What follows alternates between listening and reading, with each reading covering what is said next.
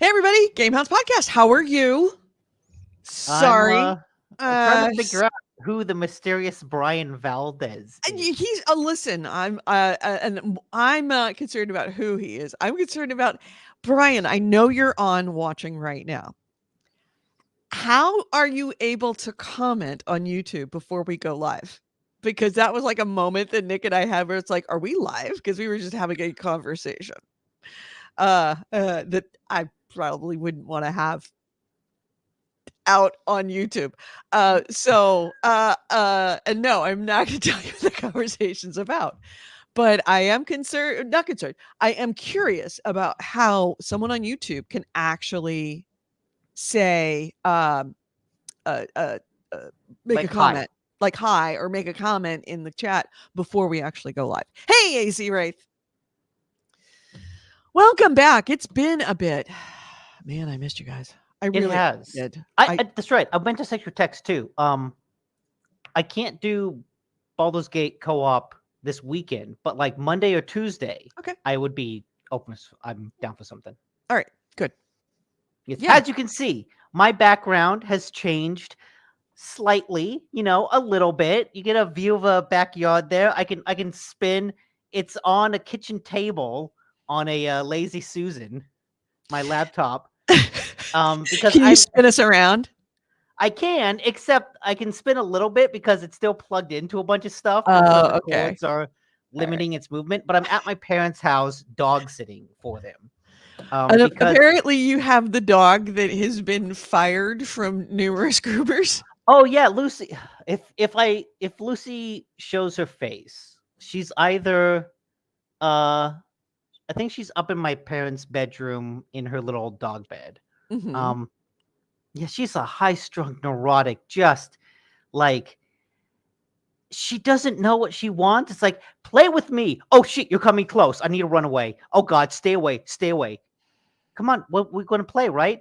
Let's play. Let's play. Let's play. Let's play. Oh god, you're coming closer. Go away. It's like, what the Oh. fuck? So some every now and then, For a small price, I can fix that dog for you. what's the price? Oh. It would take considerable work and time. Let's just say that, but I could fix that dog for you. I know what's going on with that dog. Okay. Well, Pretty sure. I know if typically what's going on with dogs like that. if you want to invest that considerable work and time, by all means, go ahead. I don't. How old is she? I don't know. 5, maybe Oh. Yeah, 7. I could definitely fix that dog. She's always been a little neurotic, and so she has issues with like people touching her, and so because of that, she's been banned from multiple groomers. They can't all of the like pet hotels are like associated with Petco or PetSmart, and she's kind of been banned from them. So when my parents had to go to a wedding this weekend, they're like, shit. We don't have anyone that can watch Lucy, except for you, Nick, who's one of the few people that she doesn't seem to hate. Oh, okay. And she doesn't seem to hate me. We can't go on walks because every time I try to get near her with the leash, she runs away. But we'll play fetch in the house, and so I'll just chase her around the house for 30 to 40 minutes and count that as a walk. I leave the back door open. She'll go out in the backyard and do her business. So she's not You pooping don't anywhere in put the her on a house. leash and just walk her? I try, but she runs away when I get close to her. Oh, she's that bad. Mm-hmm. Couldn't your mom and dad get that close to her? Yeah. They take her for walks. Nick smells like he's made out with Jupiter, so the dog figure he's cool. He doesn't smell like he's made out with Jupiter. He has made out with Jupiter, and more accurately, Jupiter has made out with him. And Jupiter doesn't really make out with him. It's Shepard that makes out with him. Mm-hmm. So I'm really surprised no one in the chat room has mentioned the obvious elephant that's no longer in the room. Nick has Wait. seen it. Nick saw it the day of. Oh, Yeah, they I haven't don't seen me I since. don't think they can see it. I don't think it stands out. There you go. Notice no big flowing amount of hair over my shoulder or down my back. All gone.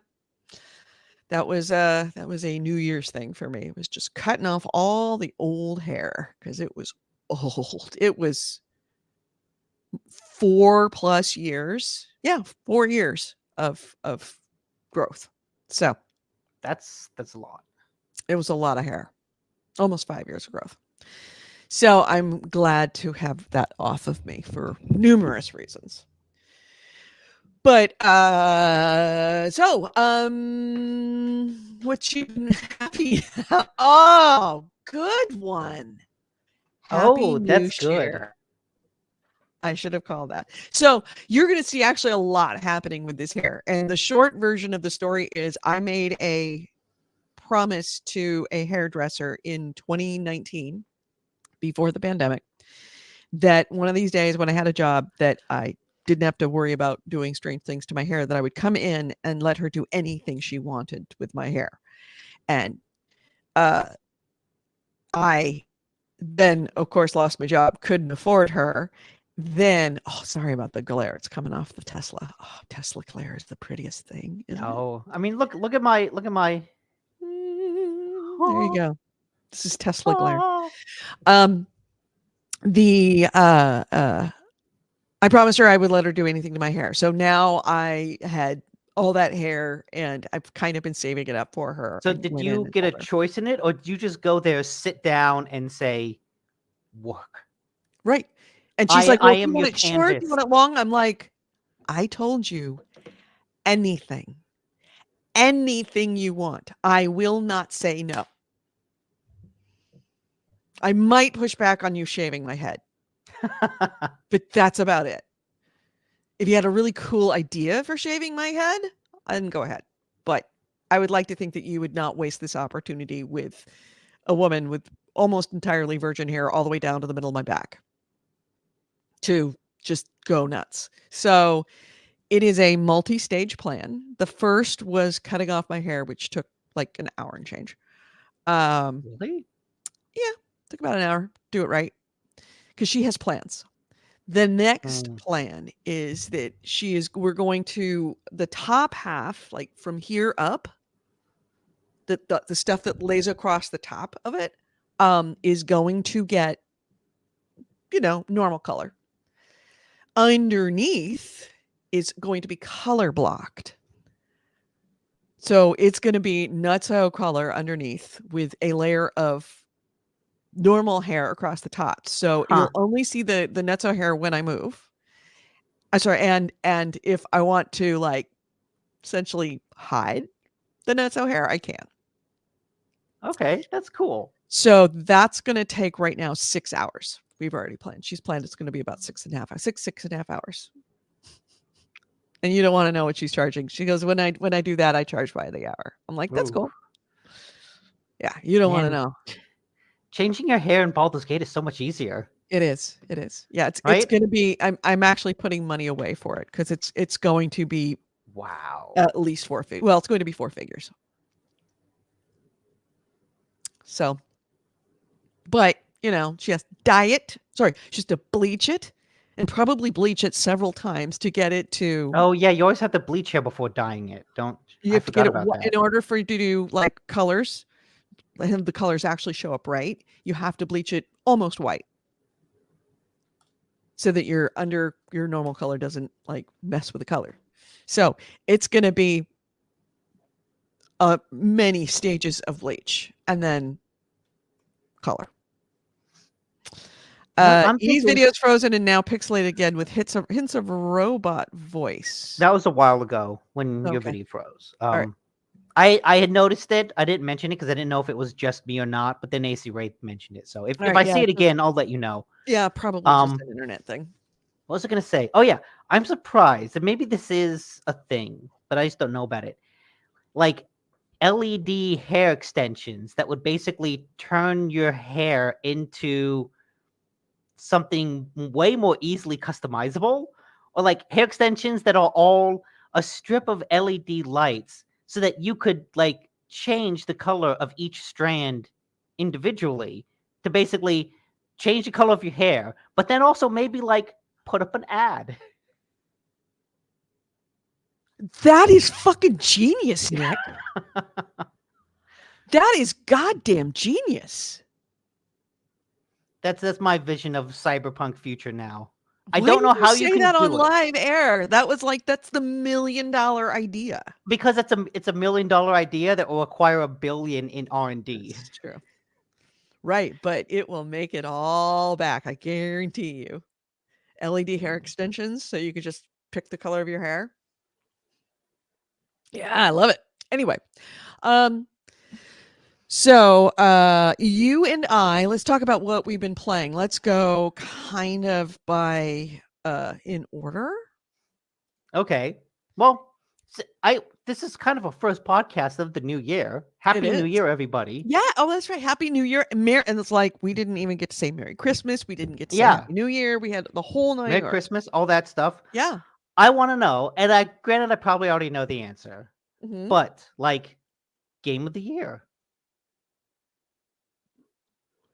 Do you have a game you'd call your game of the year?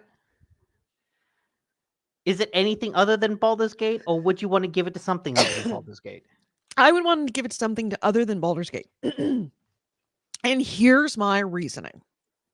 Baldur's Gate, absolutely epic. Don't get me wrong.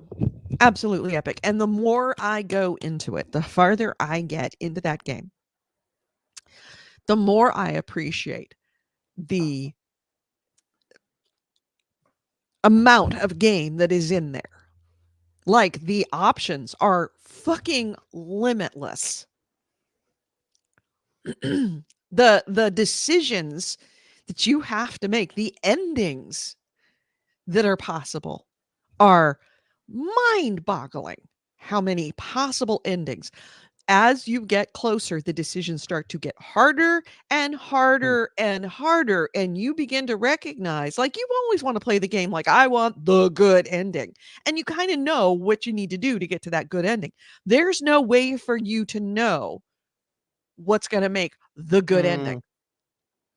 Okay, that sounds And cool. you are regularly given decisions where you have to, do I want something that is going to possibly help me win this game, beat the big baddie, or and possibly wreck my good ending? Is there a way to actually save everyone and win the game? I don't know that that's a case. And the more that I research, the more that I realize how many different ways that you can play this. You could absolutely play this game siding with the absolute. Oh yeah, that's what I've seen. Like you could be a real Become the absolute. monster. Yeah. I've been watching some Dark Urge playthrough videos that have been really, really fun because so much of it is like, yeah, let's just fuck them up. Like Yeah. let's just be an asshole. Yeah. I can't wait to play it again as the asshole. I can't wait to play it as a Dark Urge. I see what's going on. I see why we are having a problem. Is that it is on, for some reason, Wi-Fi, and I don't want it on Wi-Fi. I want it on Ethernet. Anyway, I'll try and figure that out while you talk. Okay. But yeah, that's why okay. that's why I'm dropping out. It's giving me like little like low signal. I'm like, I haven't signal. I'm not. I don't have a signal. I haven't seen you drop out since the time AC Wraith mentioned. Okay. Well, but okay, if you're not I'm getting notifications that it's fluctuating. So you look fine now. All right. If it's not Baldur's Gate, what is it? So I will pick a game that was completely surprising. I think is completely innovative. And that when I was done with that game, I felt smarter for doing it. It may not have been very big. It may not have been technologically as massive as Baldur's Gate, and didn't require certainly the amount of hours that I'm probably going to put into Baldur's Gate and already have put into Baldur's Gate. I'm going to pick Pentiment. Again. Well, Pentiment was this year. Was it last year? Yeah, no, Pentiment was 2022. Was it 2020? Yeah, it was I mean, because I was working at Vituity. So, I guess in crap. theory, did you play that? What year did you play it in? Because I know I played it in 22, I think. I think I played it in 2022. So you're right. Okay. I'm not going to pick a game of the year again. I mean, look, for what it's worth, I still think about that game Yeah. every now and then, even a year after. Just like, God damn, Pentiment was good. So good. And it proof that you can be a small game and still be really good, make a real impact. Hmm. Um, I mean, for what it's worth, I'll talk about mine. I also wouldn't give it to Baldur's Gate because, oh wait, you kind of froze again. You froze in like this perfect pose that looks like you're just deep in thought and intensely listening to everything I'm I saying. am. I'm intensely listening to everything you say. Haven't moved. um, I would give it to Alan Wake too, Okay, I can see that. because after playing through that game, that game, it's I don't know how they pulled off what they pulled off in that game, but the fact that and it's all like an achievement in writing, because there are so many different layers of stories going on at any given moment. You've got obviously the story of Alan Wake and the story of Saga, and they kind of get sucked into these murders happening in Bright Falls, and that's one level of story. But then both of the characters realize that they're in a story. And so they understand, okay, these are the plot things happening. How do I work against that? And so it's a super competent, smart character in Saga who understands that she's trapped in a horror story and understands that the things that she's seeing are not real, or that, I had mentioned previously that people keep bringing up her dead daughter. And she's like, it's the story. It's trying to freak me out.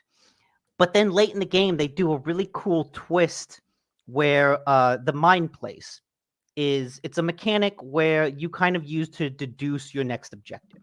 Hmm. Uh, as you go through the game, you get clues and you put them on a wall, conspiracy board style or police procedural style, to kind of work out where do I go next.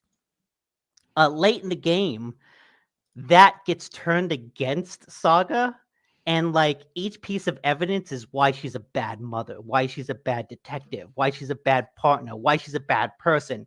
And you put evidence up there, and it's a cool way of just internalizing that conflict of, no, I know what's real, we're in a story, but maybe part of it is real. Am I the main character? That internal conflict is represented through the mechanics and the way they take the mechanics that have been helping you and turn them against you. And then you have to kind of fight the game to wrangle those mechanics back into working for you. It's a real cool use of systems and game mechanics to express this really inner emotional character, uh, uh, torment. Hmm. But then you've got on Alan Wake's side, he's trapped in the dark place and he has to write a story to get out. So he starts going around trying to write a story. And a lot of the puzzles in his area is about finding a location and thinking about how to change that location to fit the story in a way that also allows Alan to progress forward. And so he ends up basically writing a story of Max Payne investigating a cult. And the character's not named Max Payne, but it's got the same actor and it's got the same voice. And so you basically it's like this collection of all of Remedy's old games bundled into one, because even people from Control make an appearance in this game. Hmm. Um, and so to have Max Payne, or this character that is Max Payne but not Max Payne, go through this detective story where he is then having to face questions about his own reality, when we know you're a character in Alan Wake's story that you're writing, but then Alan Wake is a character in his own story, but then he's also a character in Remedy's story. And it's just like there's a writer and a character who's also a writer writing a character who's also a writer writing a character who's also, and there's just like this nesting doll of narratives and characters who all realize they're being manipulated by someone else and either trying to fight against that or coming to terms with it. But it's just such a cool, like, big brain, mind blowing idea. And to wrap it all in the context of a horror story that ultimately, in the end, actually ends on a pretty satisfying note. Like, it all ends well. To take all of these plot threads and bring them together in a way that works is really impressive. But it's that nesting doll of character narratives that's like at a certain point you just have to sit back and think like, oh my god, there's a level of plate juggling going on here that is really mind-boggling. Mm-hmm. And to have it all work out is really, really cool. Yeah, I'm trying to look at all the games of 2023 since 2022 game obviously still sitting in my head of like such a great game. That's why I make a list of all the games I played. Yeah, I really should. I really, really should, because that's kind of the problem. God, I mean,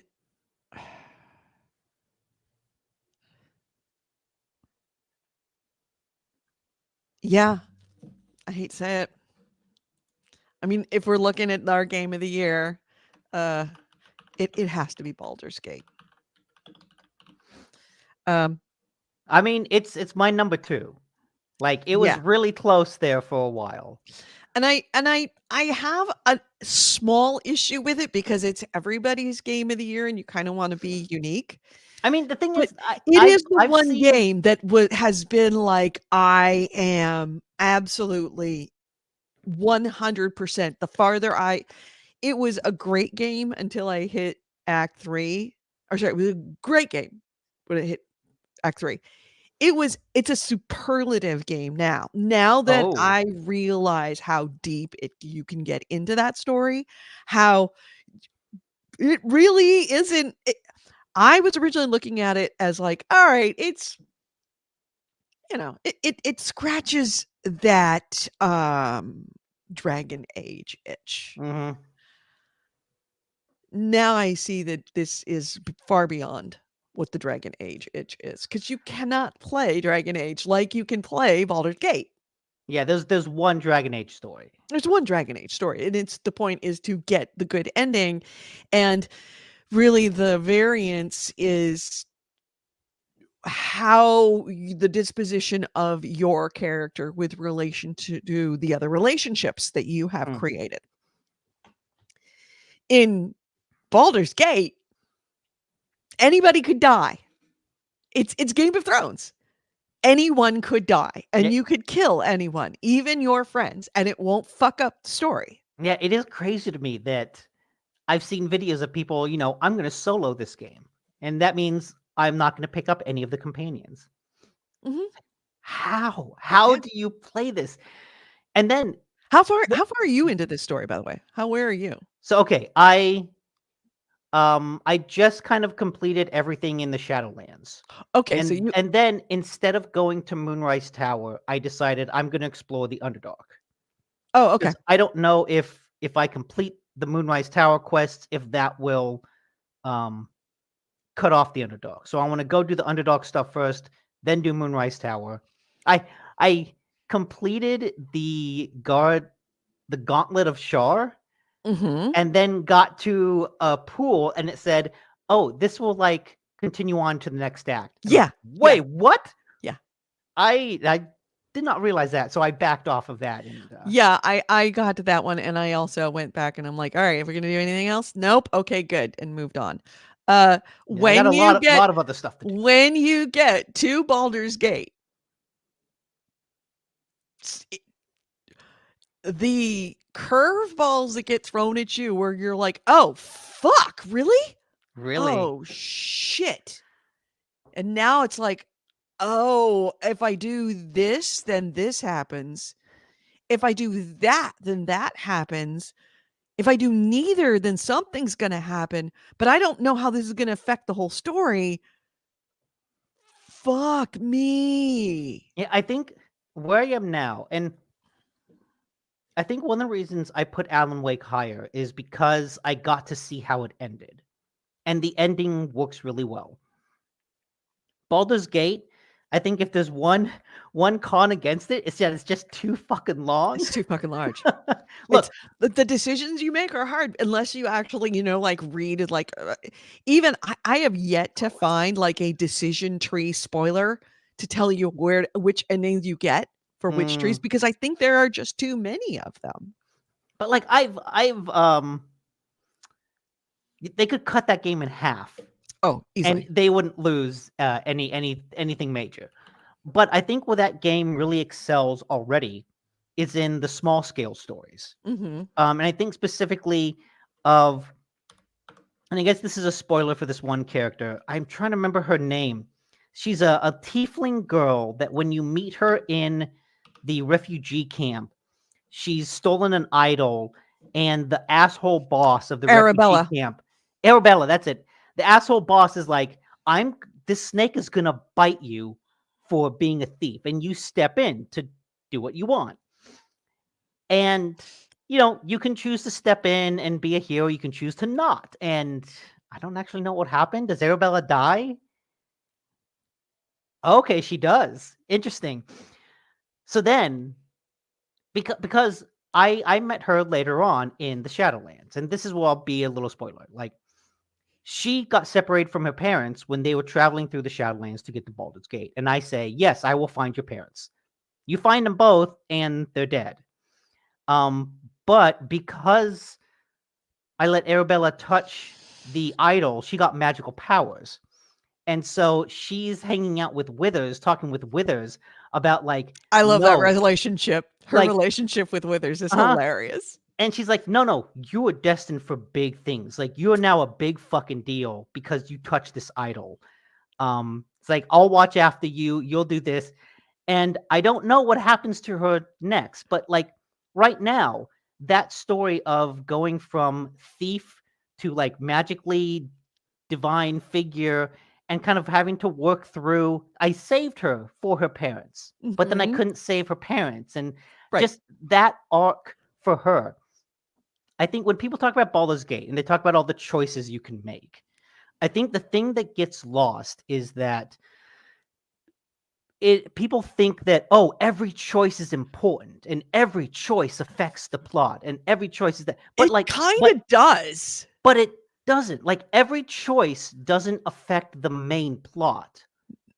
No, but it will affect the ending because I know what happens with Arabella. True, but every plot affects other characters' lives in really significant ways. Yes, And so absolutely. it doesn't matter what, like, if Arabella doesn't or does have some huge impact on the plot down the line, that matters less than her story right at this moment is a really interesting story of like a kid working through grief, trying to come out the other end stronger. Like, that's an interesting story.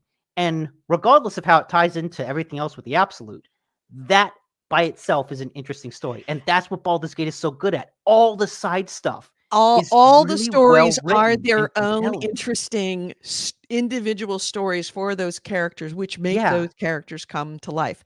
And not really spoiler, but I'll call it a teaser. As you Okay. get into Act 3, the cut scenes become and the story progressions start to really, I mean, I have ended up laughing so many times at these interactions that I am having with people, and in a surprising, very organic way, that these characters that are, you have to kind of sometimes recognize, you do recognize ultimately that this is just a story written by by somebody, like some guy in a cubicle somewhere wrote this story Mhm. for Arabella. She's not a real thing. She's not a real creature.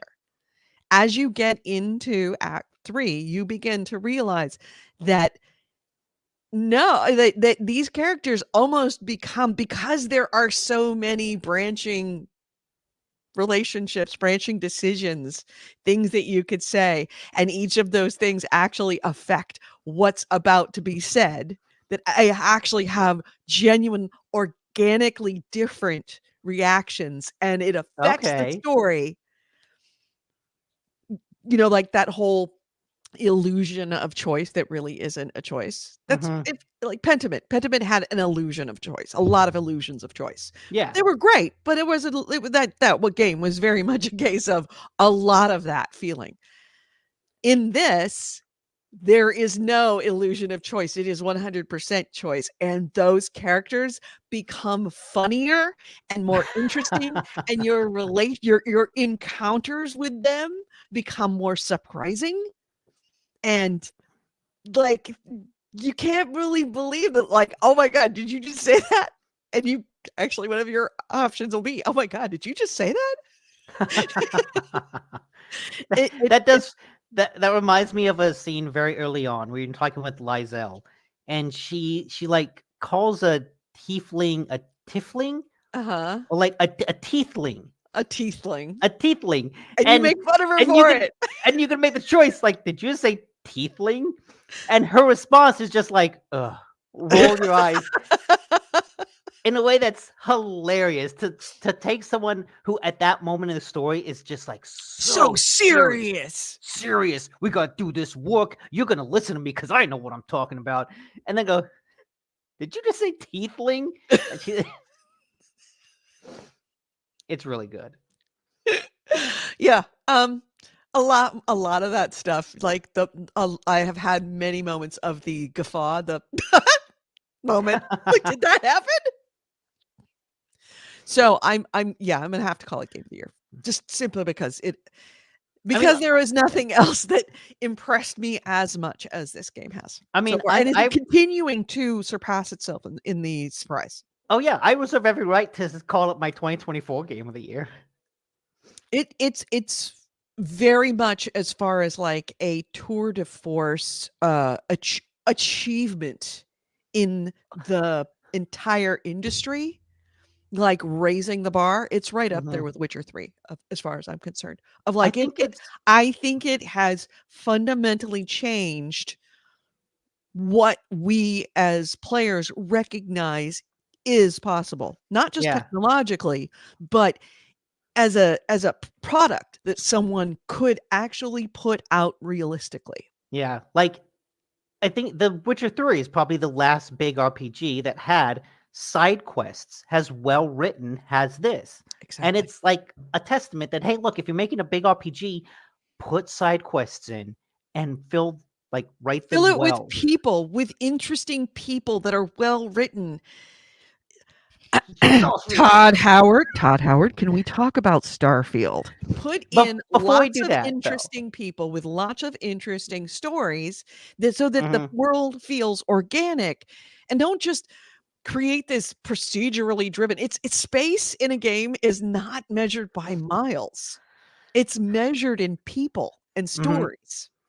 um, I do think it's worth saying too about Baldur's Gate that again, I feel like a lot of people don't talk as much, but like tactics wise, it's a really, really good game.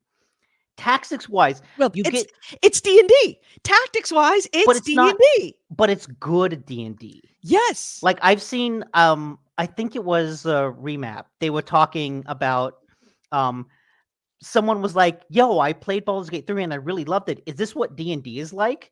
And a lot of people wrote in to say, not exactly. Larian is just really, really good at creating combat encounters that are thoughtful, with environments you can interact with a whole bunch of things you can do. You could easily play a D&D game with a bad GM that doesn't do any of that stuff. So it's like DM. Yeah. it's D&D, but it's also D&D With a really good implemented. DM. Yeah, Right. implemented by people who know what they're doing. And Yeah. there was a fight that I did the other night. I ran into a Githyanki ambush, and they just wiped the floor with me. Uh-huh. And granted, like my guys weren't at the top tier shape. Like I was down a bunch of spell slots and I was just running around exploring, and all of a sudden, boom, in a fight. And like they just kicked my butt. So then I thought, okay, let's reload, let's long rest, let's switch out some characters, let's ambush them this time. And it's amazing how much of a difference that makes. Just like the difference in preparation and like the difference in planning. It took I me 4, 5 times to beat the boss at the end of Act 2, beginning of Act 3. Oh, is that Thorm? It took me 5 times to beat Thorm. Ooh. I got something to look forward to.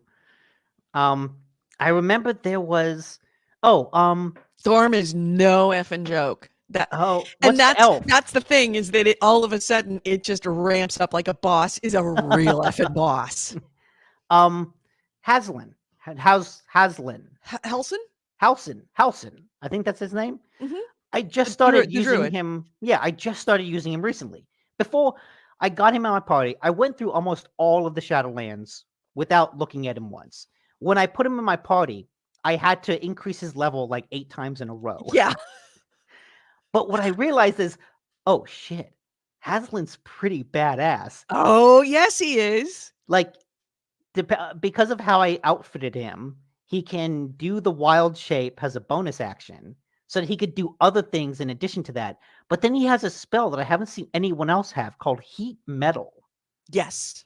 Which basically heats up the weapon someone is holding and will either cause them to drop it or have disadvantage on all of their attack rolls. That came into such a huge deal. That has swung multiple fights. That ambush I told you, there was one guy with a sword who just like wrecks you. First thing I did, heat weapon. He dropped it. And it's like, all right, over. It's over. you're out of the fight. You may as well be when out you of the get fight. into Baldur's Gate, when you actually get in to see to like inside actual Baldur's Gate, past the entry area and past the gates and into the actual town, he is in fucking valuable, because of course anyone Oh. wearing metal armor Mm, or anything made of metal, let's just say that. But I did 2 things. 1, I went to that GobbleCon where I actually played D&D with a really good DM. You got me doing it. A really good DM. I mean, it's the same thing. And as I was playing it, I realized that it is the same mechanics, and it is many of the same spells. Although, God, you know what? I watch Critical Role through a different lens now, and I'm just thinking, how the fuck do you keep track of all this information? Like, just what spell slot, what level you use it. You've got this many extra hit points, and I'm going to use this. That it's going to give There's you a reason why they all have status books, like, effects.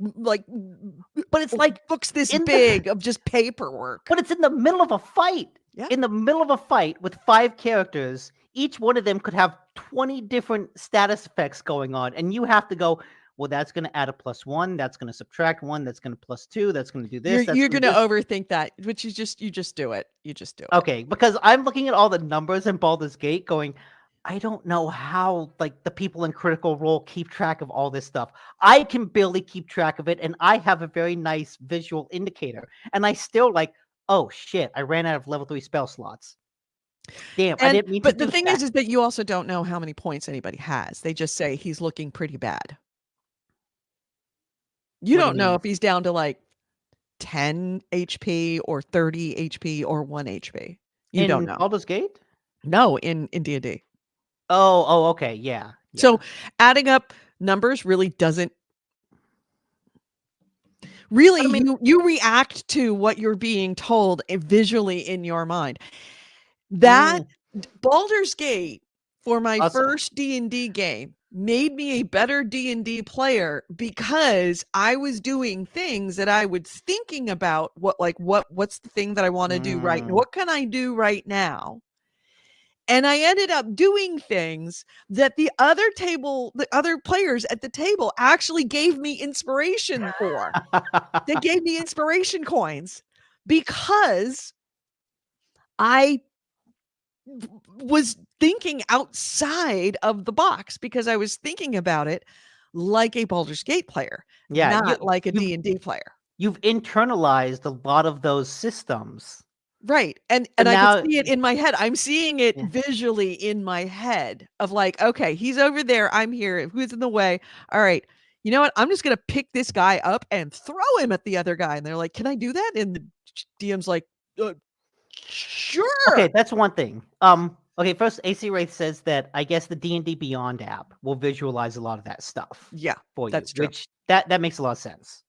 But okay, in Baldur's Gate, with Karlak specifically, she goes into a rage, and then you can do an enraged throw, where you could, in theory, it says, pick up a smaller creature and throw them.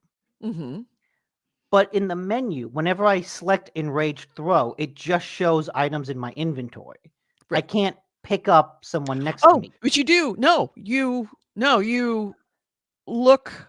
Well, an enraged throw, I believe, is just stuff in your inventory, but there is a throw, which is a separate thing that you can use, like to throw stuff in your inventory. At the bottom of the Okay. screen, you will see that if you hit X, then you can choose items in the world. And that's how you Okay. pick up something else in the world and throw it at them. Because I've always wanted to pick up one of those goblins and throw him at another goblin. You can do that. You can throw an object. And Okay, if you can pick it up, you can throw a goblin into another goblin. I thought it had to be enraged throw to do it. No. Well, I don't know. Maybe you should look to see if I've never done it as an Okay, enraged but throw. now I know if I hit X, I can kind of back out of that menu. No, it's not about, yeah, it's essentially you're in that menu, you hit throw, and then it brings up all of the things that are in your inventory to throw. And at the very bottom, it says choose object in world. Okay. Yeah. Yeah, I always miss that part. And then what was the other thing that you had said after the D&D and that I wanted to make a point about? You said that the D&D Beyond app? Before that, the last thing that you said before I started talking. Oh, just that I was trying to throw creatures. No. And I was trying to work out the UI. No, before that, there were 2 points that you made about it. It's you asked if D&D was like this, and they're like, no, it's really D&D with a really good character. And then the other thing that you had said was something that D&D else. Beyond? Oh, using a new character. Like you started Oh. using Elson. Remember I'd said that I really haven't used Asterion because I'm a rogue myself. Mm-hmm. I started using him in Act 3. And I'm realizing I'm really sorry I haven't used him before. He's fucking amazing. Okay, the way I equip but he's got to level up stuff. Right, he's got to level the way up to be really like effective. I gave him a good crossbows, and he always just enter stealth, does sneak attack, enter stealth, does sneak attack, and he can wreck guys.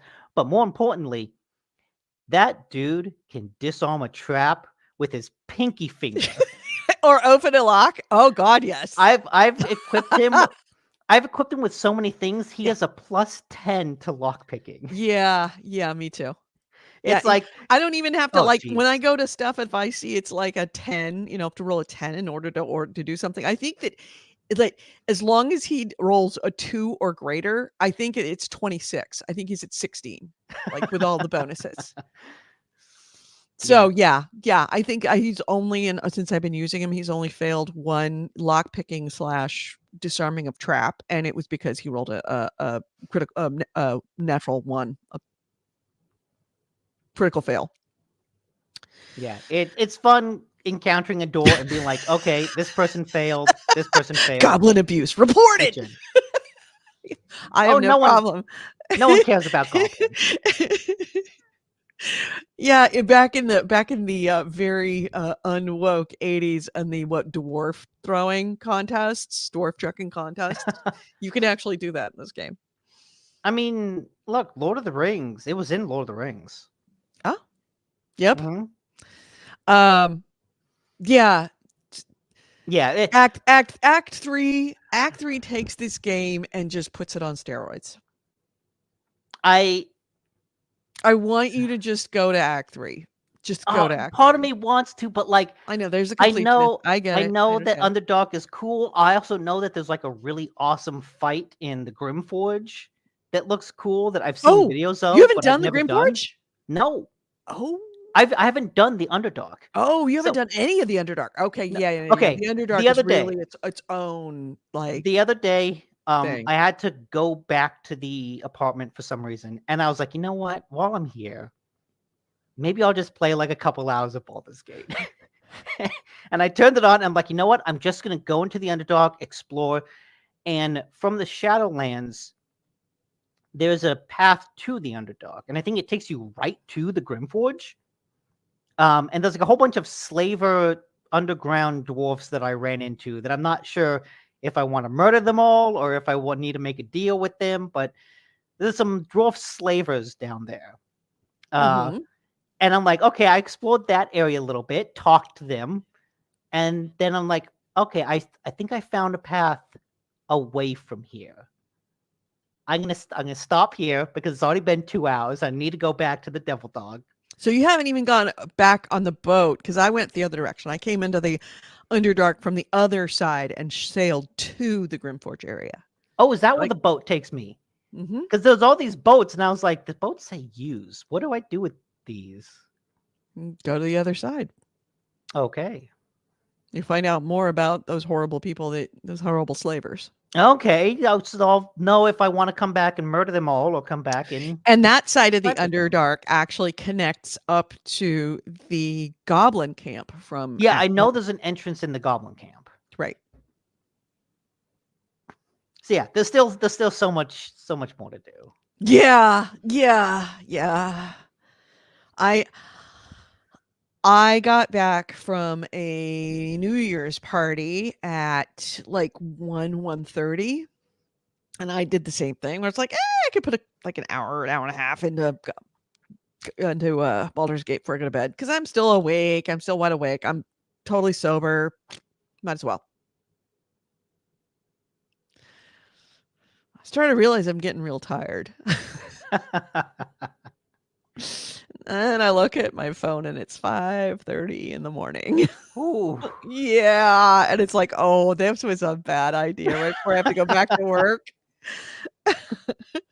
Yeah. It's definitely wrecked my sleep. So, bottom line, we don't really have to talk about Baldur's Gate. Yeah, if and AC Wraith did point out Edie's DLC of the year is probably Crusader Kings tours and tournaments. Yes. No question. That that DLC just opened that game up even more and turned it into an entirely different game, more so than any other DLC that's been there. It rewrote the rules in many ways in a real satisfying way. So yeah, I would say DLC of the year is absolutely Crusader Kings Tours and Good. Tournaments. But we should also talk about, since we've already talked about Baldur's Gate 3, the finals. Oh yeah, we did play some of that. We did play some of that after the Game Awards. After the show after the Game Awards. Finals is not bad. I mean, It's it's pretty solid. cool.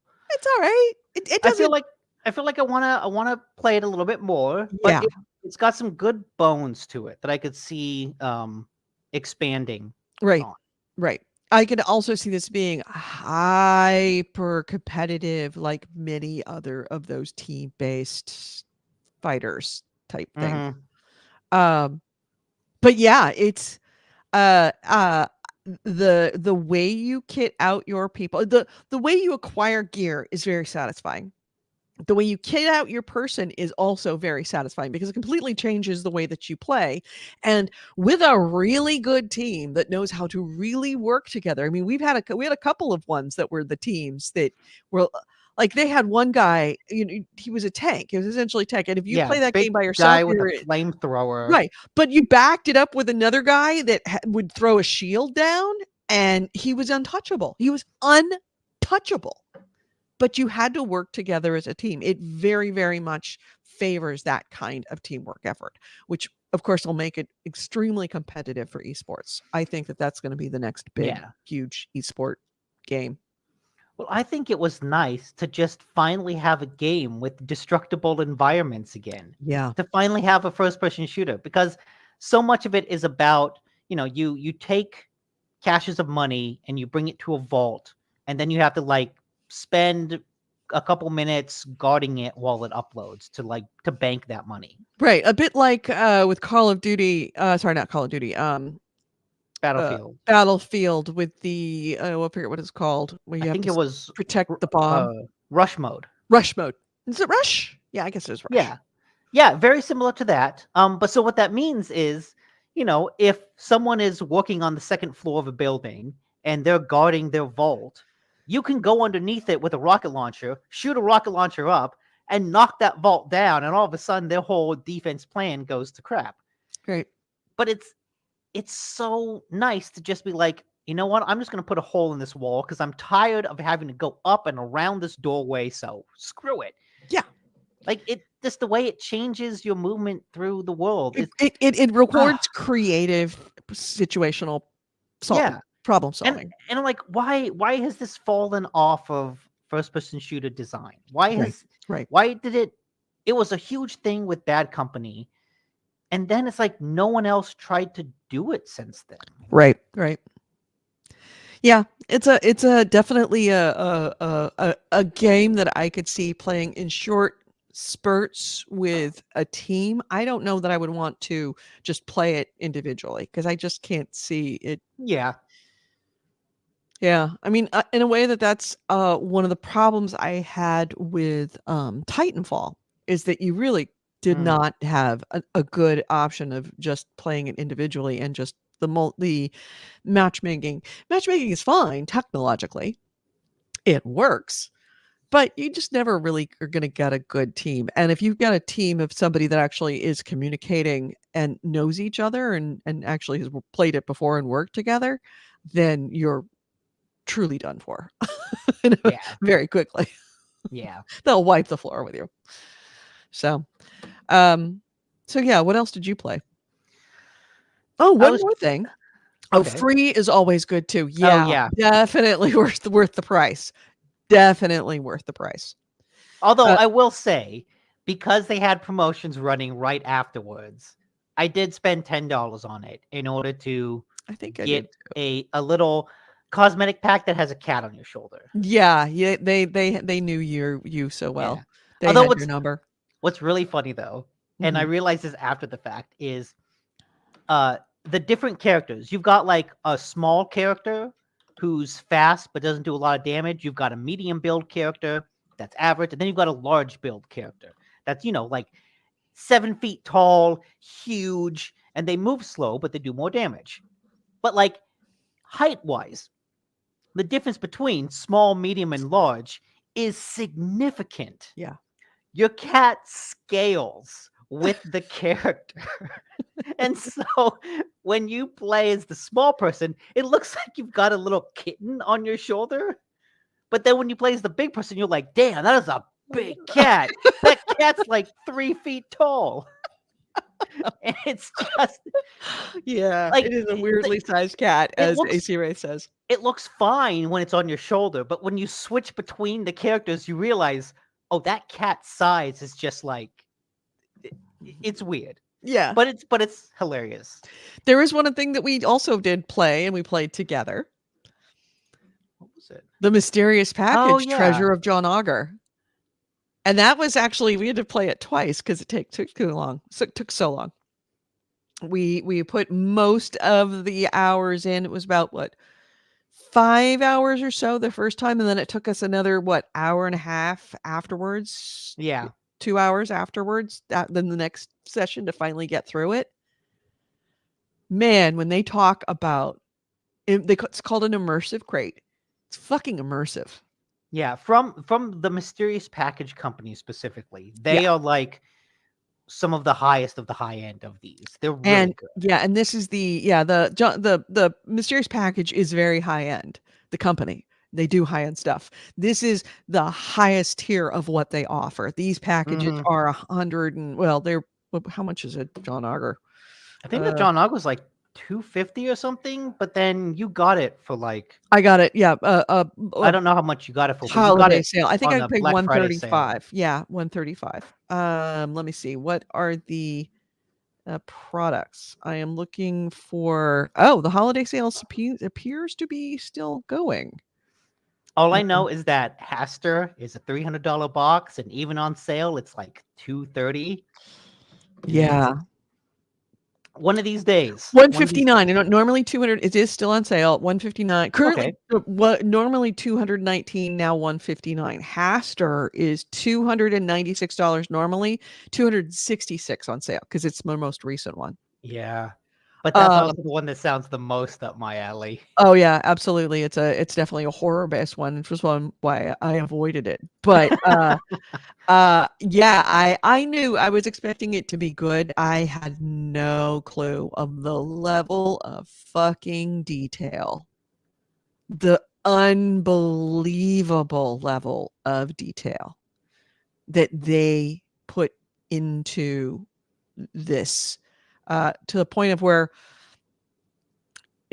John Auger, it's essentially a you're trying to find what happened to a woman who discovered a map, a series of maps and information about a treasure from the late 1600s, early 1700s, and you're essentially following her trail to find out what happened to her. And as you're going along, you keep finding things that are different items that are leading to they're adding more to it. Like, if you find an envelope with paperwork in it, and that envelope paperwork leads you to go somewhere. And then it mentions in her diary she found something else, and then you realize in the box there is that thing as well. So she pulls that out, or you pull that out and start looking at it. So it kind of doesn't tell you what to do, but it kind of leads you to go to the next batch of stuff. And one of the things, for example, you have a message in a bottle from the 16th century, and you open it up. And when you're pulling out the note, first off, the note feels crinkly in like a very authentic way. And as you're pulling it out, dust comes out of the bottle as if it's been there for a while. We found a charter, massive, huge charter that was signed by all of these pirates and stamped with their wax seals, their signet rings with the wax seals stamped with those seals. And they were actual wax seals. Just the amount of just crazy ass detail that goes into this. And they The think of fact everything. you forgot the hammer. Oh yeah, well, at the point where you get a box, finally get. I mean, the box has already been there. It's in there, but you get to this point of the story where she says that she found a box filled with a scrimshaw and a bottle. That's where the bottle was inside with the scrimshaw, and the box is there, and it's a wooden box, and they go to open it, and it's nailed shut, like nailed shut, like. I had to look at Nick. Go, do you have a hammer And you had to get a hammer or a and like crowbar? pry it open Pry it on each open. side. It just right. It just it goes deep. It does not miss any detail of if someone had sent you this box full of Mhm. stuff. I like AC Wraith. Edith pays extra for asbestos and anthrax. And at the end, we get this other like final envelope, and you open up the envelope and it's full of sand, of white sand. Because this person was writing from a place with white sand in it. She was on a beach when she was putting it all together. I should say it was glass. It was small bits of glass because it was a volcanic island. Just man, they're not cheap. The upside is it can be used again. Yeah, like once. I mean, I bought a much cheaper one that was kind of like a murder mystery. Got it right here. You gave it to me. Yeah, me and Rachel went through it one night, had a ton of fun with it, and then we packed everything up, folded all the things back in the bags they came in, and gave it to you. And it can be an entirely new experience. Yeah, I could, in theory, put that on eBay or put that on Craigslist and get some of my money back. I don't want to because I want to give it to somebody else who might want it. In fact, I might just give it away to you guys. Maybe it's do this in a giveaway. It's pretty cool. So I've got another one that is the Mummy's Tomb that I want to. Well, I don't think I'm going to do the Mummies. I kind of want to do it with my friend who's going to Egypt. Yeah, the traveling to Egypt, which is just like on point. Right, but they're prepping for going to Egypt. They're very busy. They're doing a first class. I mean, they're flying first class to Istanbul, and then they're 4 days in Istanbul, and then they're 3 weeks in Cairo on a cruise ship in Egypt. So they're going up the Nile. Oh, that's pretty cool. Yeah, I didn't know you could do that. Yeah. Oh yeah. They said that the price tag on this is $25,000 for the whole trip. Okay. Cruise ship up the Nile. I kind of like that idea. Yeah. Yeah. Like white tie dinners. They're having to. Yes. This isn't like Carnival cruise ship up the Nile. This is like no high end cruise ship. The people that it's going with, it was the original founder of Carfax. Okay, so this is totally the kind of cruise ship that someone could get murdered on, and they could totally find themselves at the center of a closed door murder mystery. Agatha Christie mystery, absolutely. Murder on the Nile, absolutely. Okay. Yeah. So I'm thinking of just bringing over one of the small ones, one of the Hollywood based ones, and then when they get back, we'll do the cruise ship to lengthen their time after being in Cairo. So anyway, mysterious package. If you've got the money for it, it's well worth it. So anyway, I have to refill. Oh, look at you, man! I know. I'm in the kitchen now. What are you drinking? Eggnog with booze, of course. See, I get all my stores in the area are all out of eggnog. Eggnog just disappears in this town. I saw it. I went to Safeway the other night to get breakfast food, and I saw it in the liquor section, and I was like, okay, now that I see it.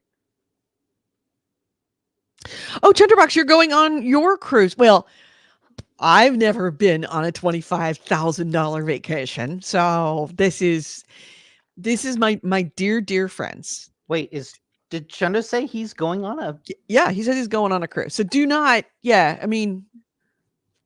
Oh. Yeah, one of them comes from the cruise industry on like the highest of high end executive like luxury cruise lines, and so he's got very high standards. Someone is, and then also this is the trip of their lifetime. It's the pair of them are like they're taking the trip of the lifetime. So look, 100% chance a murder happens on board. I don't want to say that would be awesome, but you know.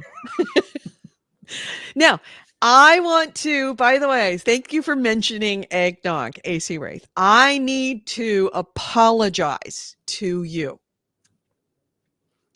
And this is courtesy of that my dear friends going on the Egypt cruise. They made me see the light because they occasionally invite me down for cocktails, and we'll come down and have cocktails and just we'll sit in the kitchen and we'll drink and we'll have a, you know, and Cecil makes the most amazing cocktails. But occasionally they will invite me down for Bailey's. And one Philip said, with or without Grand Marnier. And I'm like, Bailey's and Grand Marnier? And he goes, oh, have you never had that? He goes, Grand Marnier makes everything better. So the orange cognac liqueur the orange liqueur. with Bailey's.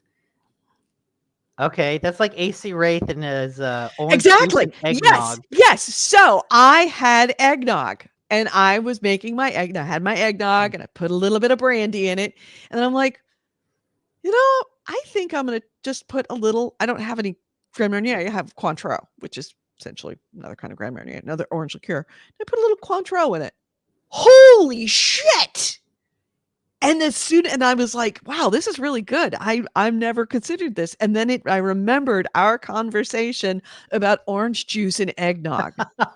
And I realized, I owe Oh, I guess it is kind of the same AC thing. Wraith. It's the same flavor profile. It's got to be more eggnog than orange juice. You don't put a lot of, and they're, you know what?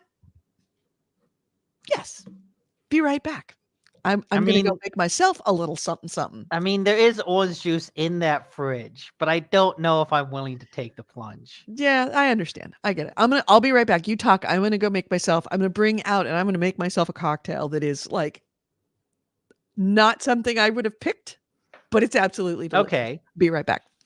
So yeah, AC Wraith. Edie had mentioned that the ratio of orange juice to eggnog was really important. What is your ratio? I want to know AC Wraith's ratio between eggnog and orange juice. And in between there, Chunderbox says homemade eggnog is easy to make and tastes better. I don't think I've ever... I mean, I've heard of homemade eggnog, but I've never actually thought about what the process is to make it.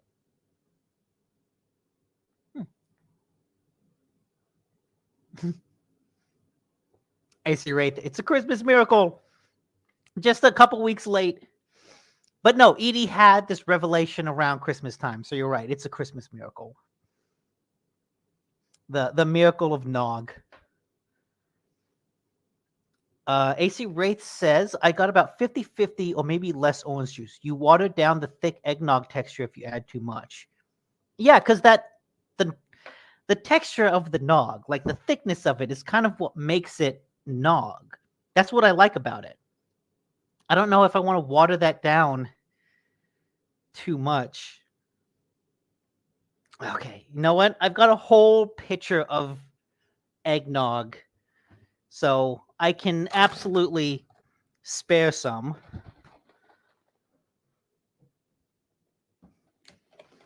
Just for you. Are you really going to do this? And just a little bit. Just a little bit. That doesn't take much. Just a little bit. Okay. Do I have to stir it? I would. Okay.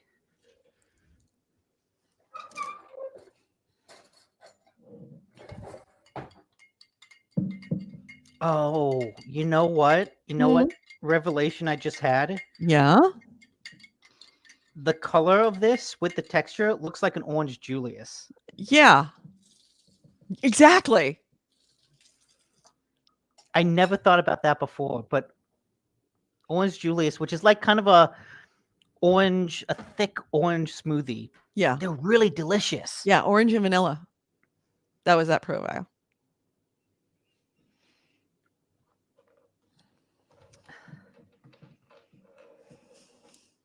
Yeah, you know what? If anything. Yeah. I think it needs more orange juice. All right. So I am going to make my cocktail. Okay. It's good because it tastes like eggnog, but then at the end, you've got like a little orange finish at the end of it. Yeah. It brightens it up. All right. So this is my cocktail. We got ice. We start off with, this was a present for me from Philip and Cecil, my dear friends, for my birthday. What is that? Oh, chocolate Baileys. made with real Belgian chocolate. All right, so let's see if we can do this with thing. All right, so we got chocolate Baileys. God, that's thicker than normal Baileys. It is. That is thick as hell. That's a syrup. You put It that on top of ice cream. You don't drink that. Yeah, I think it's mostly because it's at the bottom of from the bottom of the thing, from the bottom of the Mm. jar, and if you didn't shake it every single time. Well, And so then that's just one liqueur mixed with another liqueur. Cointreau orange. So this essentially makes,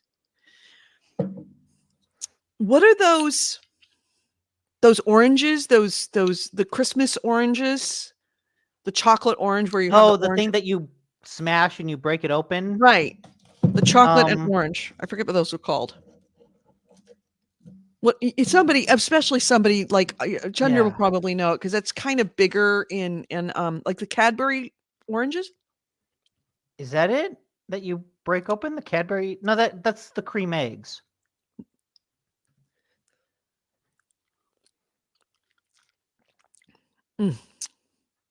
So good.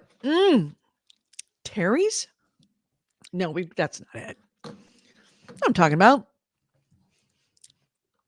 chocolate orange Christmas. Yeah, how to break open a chocolate orange, a Terry's Terry's. chocolate. Oh, I guess they are Terry's Oh, a Christmas break. oranges.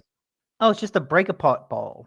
Yeah, it's called Terry's Christmas orange. Yeah, Terry's chocolate orange. It used to Okay. be Cadbury though. I don't know that it was Terry's here. I thought it was always Cadbury here. But yeah, Terry's Oh, Christmas oranges.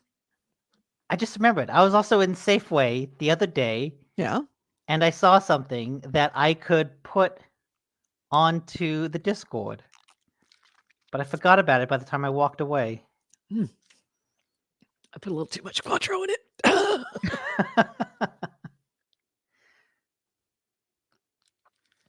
Also, this is really, really cold because I keep it in my freezer.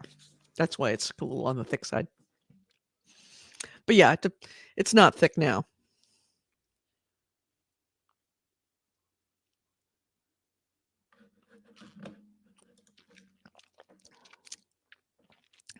Yeah, Terry's do one of the when I looked online, it was only Terry. So I guess Cadbury doesn't do them anymore. Maybe Terry's bought them from Cadbury. I remember when they first came out in the United States, everybody said chocolate and orange, gross. By the next Christmas, everybody's like, "Oh, they're so good." Mm-hmm. Anyway, so Well, what else okay. did you play other than Mysterious Package, Baldur's Gate, Alan Wake Show? Real quick, I was at Safeway and I was in the cereal and I saw Dulce de Leche Toast Crunch. And I was like, man, cereal has really changed since my day. Dulce de leche is only for ice cream. It shouldn't. The idea of having that for breakfast. Dulce de Leche We Toast wonder Crunch. why. We wonder why there is an obesity epidemic in the United States, and that pretty much answers that right there. Dulce de leche cinnamon toast crunch. As for what I've been playing, I'm trying to remember. I know it's been 3 weeks. I know I downloaded a bunch of stuff that I wanted to play. I installed Lords of the Fallen because I want to play that. But whenever I have a free time, I'm playing motherfucking Baldur's Gate. Baldur's Gate. I'm 100 hours into it. I've got to be at least 100 hours. Although I would subtract, let's say if I'm being overcautious, let's subtract 20 hours of that from like, I'm just gonna leave it on and go do something else. Right? Like I hit pause in the middle of a battle to go do something, then came back an hour later to start it. But yeah, still. no, I played it the whole time. This is going to be a 1,000 hour game for me, at least. Yeah, it's at least. I mean, I'm already strategizing on my next playthrough. I already want to start my next playthrough. Okay, I'm actually I really do want to go back to co-op with you because I really like my monk build. Like it's completely different from the sorcerer that I'm playing normally. Completely different. but it opens up just a whole new set of mechanics and systems to play with. I think my lovely neighbor that I was just talking about just walked up to my front door. So let me go deal with that. And then you can just talk and then I'll be right back. Okay. Yeah, I would like to play more. Okay, this is my vow to you, chat. By next week, I will have played something more than just Baldur's Gate. I'll have played some Lords of the Fallen, the big Souls-like that came out October, I think, last year. I would like to play some smaller ones too. Cocoon. Cocoon is one I've really wanted to play on Xbox. It's like a nice puzzle game. I could probably knock that out in an evening. So okay, this is my vow, and I need you guys have to hold me to it. So like, I don't know, text me in Discord. By next week, I'll have played some Lords of the Fallen and Cocoon. I can't just keep going to Baldur's Gate, because if I do, I won't play anything else for the next 6 months. So I need to balance that out a little bit. I need to mix it up with some stuff. I brought my Switch to my parents' house. So in theory, I was under the assumption that I would just sit here and play a bunch of Switch games, but instead I've been sitting and watching a lot of TV. I've been catching up on One Piece, which remains shockingly good. And not Monsters, Monarch, the Legacy of Monsters, the Godzilla series on Apple, which also is shockingly good, like better than it's any right to be. So yeah, that's kind of how I've been spending a lot of my time here, and not playing Switch, which is annoying because there's a whole bunch of smaller Switch games that I would like to play. I had originally thought about bringing over The Legend of Zelda to try to get more hours into that, but then I just realized that I'd rather play something new than play something that I didn't like before. So that was my very lovely neighbor, and he passed on because I'd said that I just mentioned his name on the show. He goes, "About what?" I'm like, about Grand Marnier and Bailey's, and he's like, "Also frosting." I'm like, "Grand Marnier and frosting?" He goes, "No, couple tablespoons of Bailey's in frosting." Okay, that makes sense. He's not talking about taking frosting and putting it in the cocktail.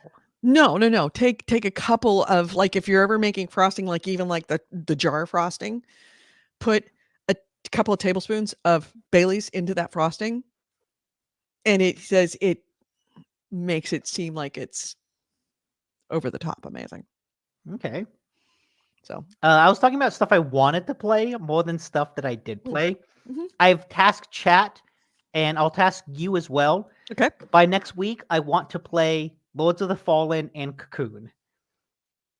So if you go online and you see me playing Baldur's Gate, send me a message as Nick, stop fucking playing Baldur's Gate. Not going to do that. Not going to do that.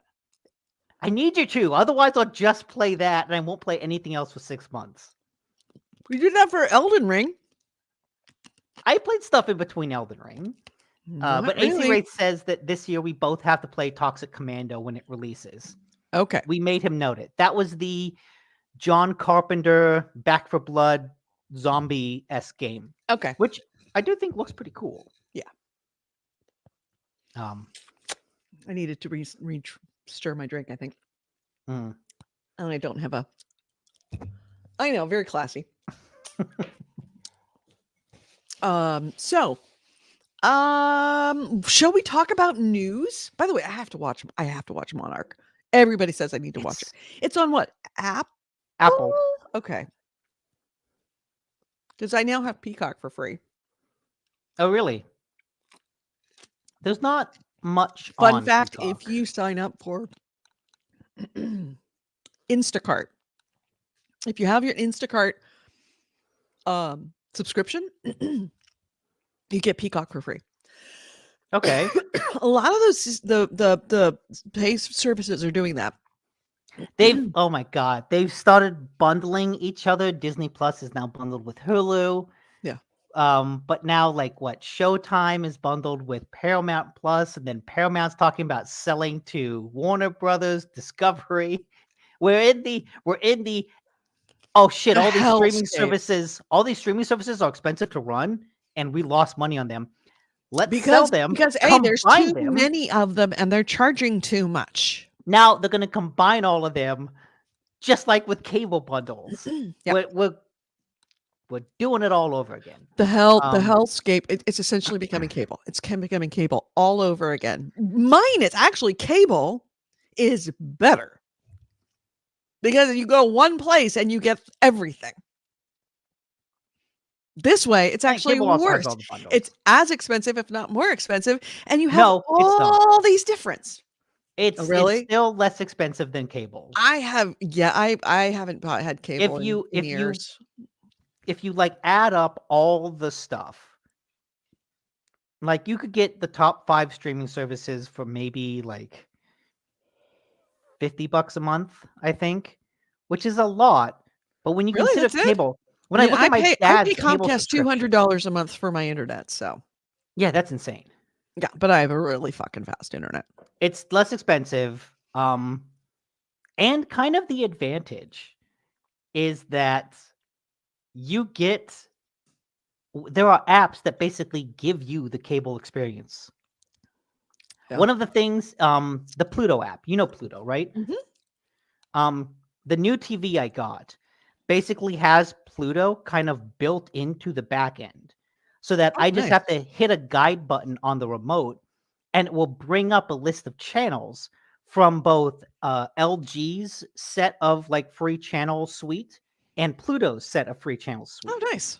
And so every now and then, because I really love The Amazing Race. I could binge every season without hesitation. So every now and then, if I'm like, you know what, I've got 30 minutes to kill this evening, I just go to the free Amazing Race channel on Pluto and I'll watch a half hour of that. Except it's filled with commercials. And Right. it reminds me, boy, commercials suck. Commercials suck. Now that I have paid for YouTube Premium, so I don't have commercials, I went to the New Year's party I went to, which was fucking insane. They had karaoke in and they were just pulling up karaoke on YouTube. And the fact that they had to skip an ad after before every song was like, how do people live like that for $10 a month? It's just get rid of it. I will say I never had YouTube Premium until I moved in with Rachel, and It was she has it, and then I got put on her plan, and right away I was like, no. How did I live like this? It's like flying first how? class on an airline. It's like all of a sudden you realize that it doesn't have to be like that. It's like, oh my god, Money solves every everything. I don't have to, like, every 15 minutes, I don't have to go, shit, let's go skip ad. Oh, if I don't want to skip ad, then it's like, well, I'm going to sit here for 2 minutes watching it. No, I have to find Or the to wait remote. 30 seconds to hit the skip ad. And you're like, come on. hit. There we go. Let's get back to the shit that I wanted to see. Yeah. I'm no fan of Google, but it is absolutely worth it. Yeah. Anyway, shall we? Before I realize that am having a rather strong cocktail and haven't had. I mean, this is my third glass of the rum. Yeah, but you had breakfast. I haven't. I had a bowl of cereal. Yeah, I didn't even have that. No, I walked the dogs. That's what I did, and gave the dog a bath because that was what I was doing before. I'm not prepared. By the way, when we hit news, we can get into news. A series had the best comment. Let's watch ads before a trailer, unboxing, or review, which is also an ad. Yeah, you're paying for ads on an ad. Mm-hmm. Or you're dealing with ads on an ad where if you paid for it, then you would just be dealing with the ad. Yeah. I before I tried to sneak in getting the dog out to the dog park to wear her out so she wasn't a nutball, and it rained yesterday, Hmm. and the little one has never met a puddle she didn't like. Did she get in And another puddle? Another fucking puddle. at at okay, so I live right near Point Isabel. Point Isabel is the nation's and possibly the world's largest off-leash dog park. It is several acres along the San Francisco shoreline, looking unbelievably beautiful views, and it is dog central. And it is a fantastic place to take your dog. And if you go after a rain, it is, of course, a giant dog park, completely wild. And you have, when I say dog park, it's essentially just trails everywhere. But you have puddles everywhere, very deep puddles, And very deep yesterday puddles was that are really like rainy. 50% rain. The other Oh 50% is like kind no. of dog urine, essentially. Oh. Because I mean, this place, Point Isabel, is full of dogs every day, 365 days a year. It is absolutely full of dogs. And it was particularly full of dogs because, of course, it's a Sunday, and it was Sunday at like 10:30, 11 o'clock, which is when everybody walks their dog on a Sunday. And yeah, so she, of course, found every puddle, jumped into it. Like, actually, I had to walk into a puddle. Fortunately, I have wellies, so I walk in my wellies. I had to go into the puddle and haul her out of it. So as soon as she got home, she had to go. So that was what I was doing until like 1:45, was giving the dog a bath. So she is now looking at me like, I'm cold and I'm wet. I'm like, hey, you did it to yourself. Last week she got 3 baths in 3 days. I remember before you came over for one of those mysterious package nights, you had said that she just dove into a puddle, rolled around Oh, in she it, rolls in it. just She gets the puddle, and on the more I'm screaming no, you could see the look in her eye like, "Yes, mom's saying no. This is gonna be awesome." Ooh, and she just literally rolls over and scrubs, like does the whole like scrubbing thing in with the water. Because she, one, loves water, two, really loves it when mom is saying no. Really loves it. She is very if you much just she gets that little devil. I can see it in her head, in her eyes. Like most of the time she's like nice, and then every once in a while she gets that wild look in her eyes like, I'm going to be evil now. if you got one of those like little inflatable pools and like put it in your backyard, would that satisfy her Oh, her puddle craving? fuck yeah. Oh yeah, she'd be in it, all over it, jumping up and down.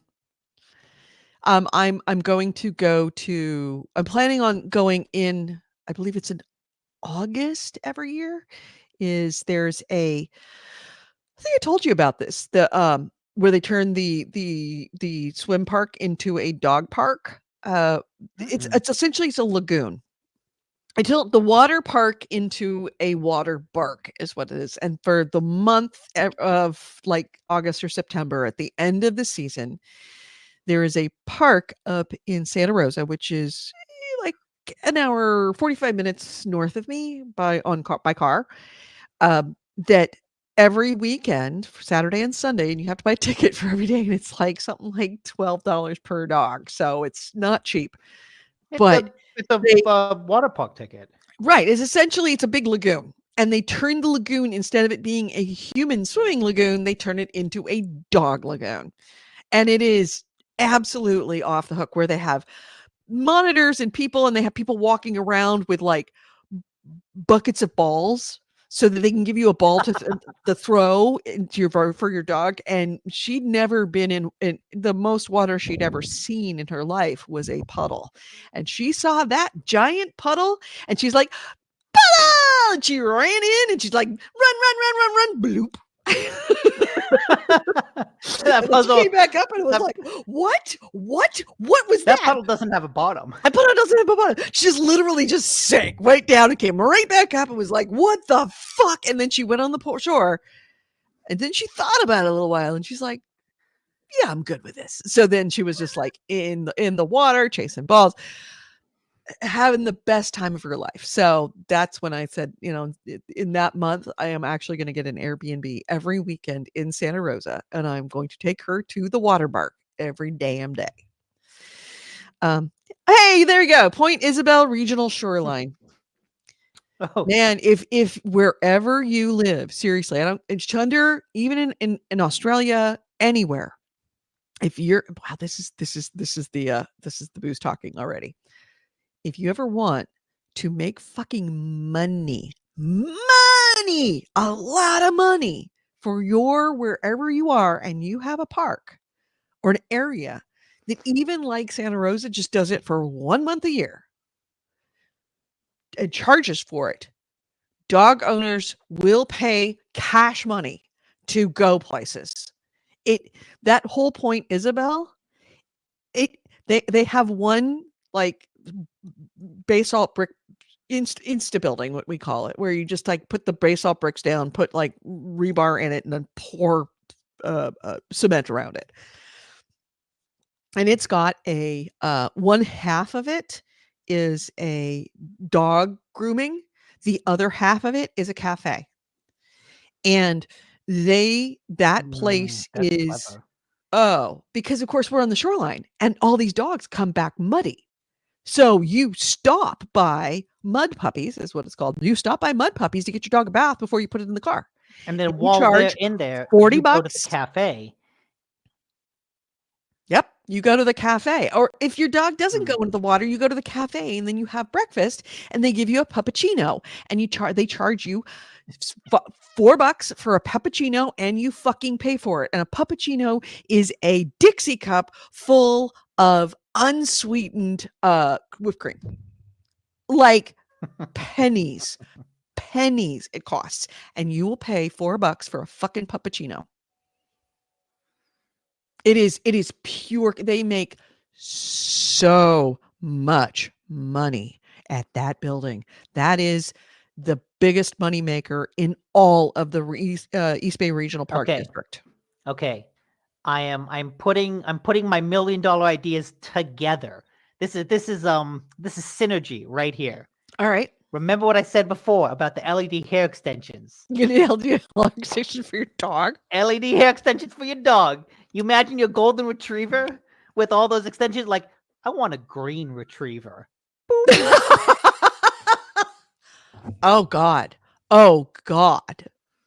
Oh God, that would make so much more money. And you don't have to worry about like FDA or catching your dog on Oh fire. yeah, that's true. Because here's the thing about dogs and liability. Oh God, I'm going so deep. And this is of course the alcohol. Here's the thing about dogs and liability. The absolute I love my dogs.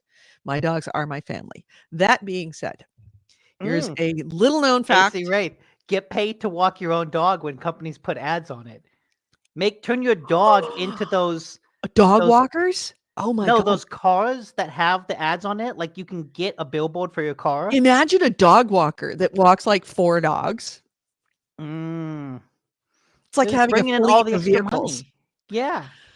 So here's the thing about dogs is that if you do, as long as you're not like a veterinarian where you are professionally, medically, blah, blah, blah.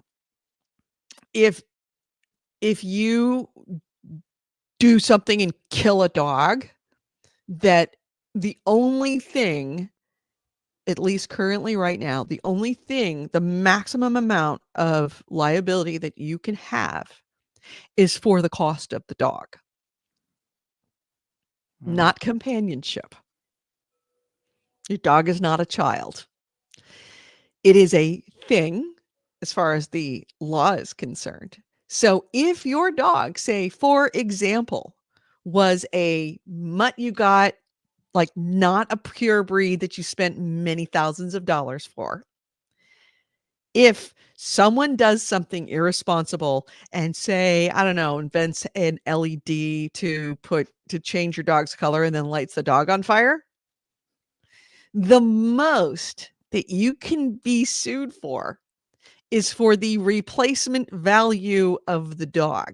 And if it was a dog that you got at the pound, then you have to pay maximum the amount of money that it takes to adopt a dog at the pound. It is sick and it is sad, but it is true. Yeah, That is well, the way that is the way that liability happens in this country. that's why Michael Vick is back playing football. That's why Michael Vick is back playing football. If he had done that to children, this would be a different thing. But the fact that he did it to dogs, he has very little liability because these were not purebred, even purebred high-end dogs. Say $2,000 or $3,000. Okay, $3,000. I lit your dog on fire. Your purebred dog on fire. $3,000. As long as the dog on fire doesn't light anything else on fire. Right. As long as the dog just incinerates itself instantly and doesn't run through the house and then light the rest of it. Yeah. If it burnt down the house, you would owe far more than actually killing your dog. This is the reality of the way our laws are written in the United States. Yeah. Fun fact. But yeah, Okay. anybody touch my dog, I will murder them. If you light my dog on fire, I will hunt you down. Okay, look, I'm not going to test my LED dog hair on your dog. My dog. No. I'm going to test it on Jupiter. Can we test it on Michael Vick? We could. Of course. Yeah. Unfortunately, that would be actually very significant cost if we lit him on fire. Not worth it. Not if he signs what's it called? Yeah, a not release. NDA. Yeah, release. Yeah, look, you understand that release liability? No, even so, you can't sign a release of liability. Yeah, it's just a waiver. LED hair technology, a waiver. It's experimental technology. We don't know if it works. There's a chance you could be set on fire. You acknowledge these risks when you have them installed. It's even so, it's wibbly wobbly. You kill a person in this country, it's a bad thing. Look, no one's even if they knew they were supposed to be. No one's gonna miss him. They're gonna be like, "Oh, that's a shame. His house burned except down." for who's Michael Vick playing for now? I don't know. They might miss him. I don't know. They don't care. Michael Vick is why I don't watch football anymore. And I was a rabid football fan, no pun intended, until Michael Vick. I can see that. Once I saw what happened with Michael Vick and how the NFL were apologists for what he did, that was it. Never again. I don't watch football. I know it so fucking well. I grew up living. Bless you, bless you, bless you, bless you, bless you, bless you. That's it. I muted the mic so that I wouldn't interrupt the podcast. That's okay. You will always interrupt the podcast with your sneezes. I mean, I know football. I grew up like living a family that were one of those families, living, breathing football, and stopped instantly. I feel like I've gotten more into football this year. Of course, because you had what do you call it? A pool. A pool. You're in a football pool. We had a pool, and I was really invested in it for as long as we were in the pool. The moment we were out, it's like, oh wait, football's still going on. It's still happening. When you go back in the pool, you will actually be better next year because you will remember everything that you did.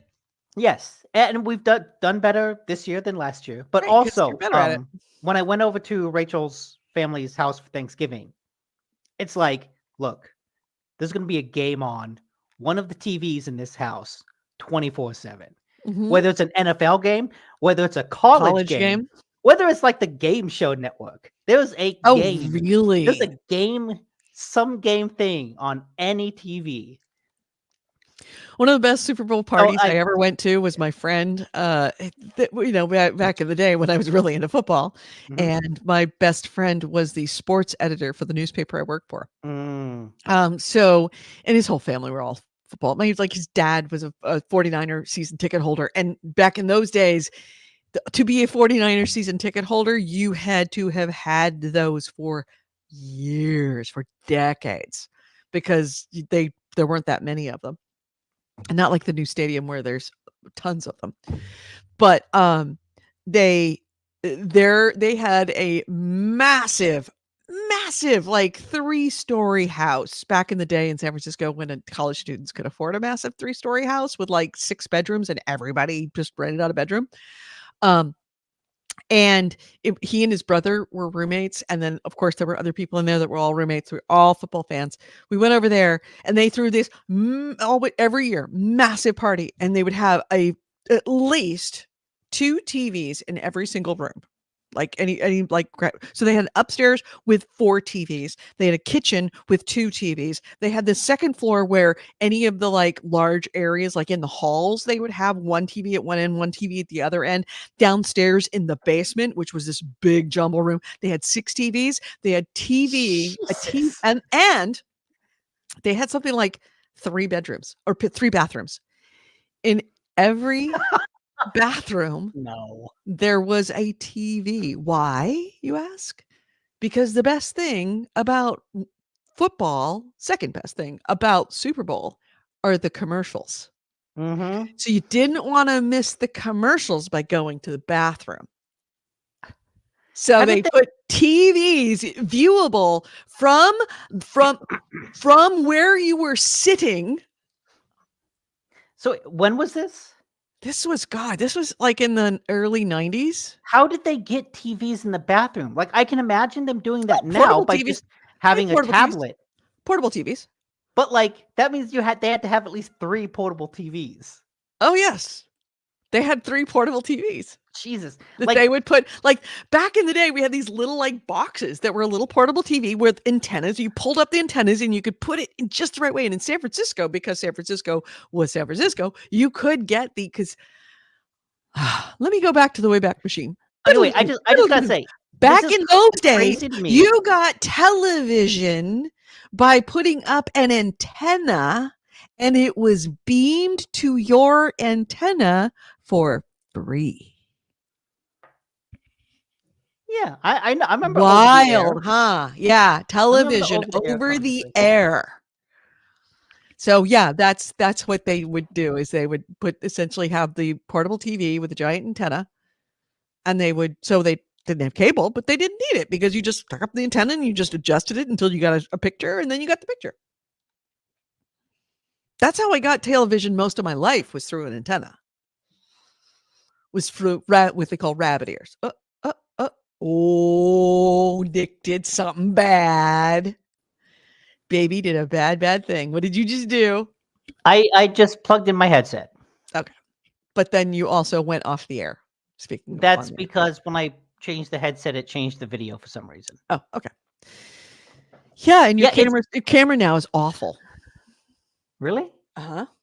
Okay. Well, give it time. Yeah, I'm now yeah, like, says, I forgot about those little TVs. I have one downstairs and I have it just on like a table, and I've had multiple people going, that TV is awesome. I'm like, I know.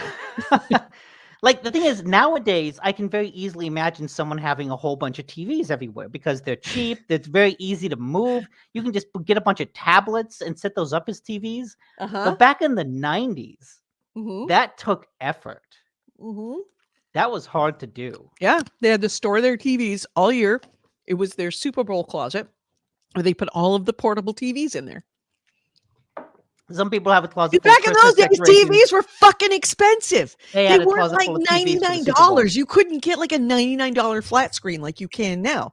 All of those TVs were either borrowed from other people who had to be brought over in pickup trucks because they were that fucking heavy because they were CRTs. We had cathode ray tubes for television. Oh man, when my new TV got delivered and it's 60 inches, I was just like, push this into the elevator, push this into my apartment.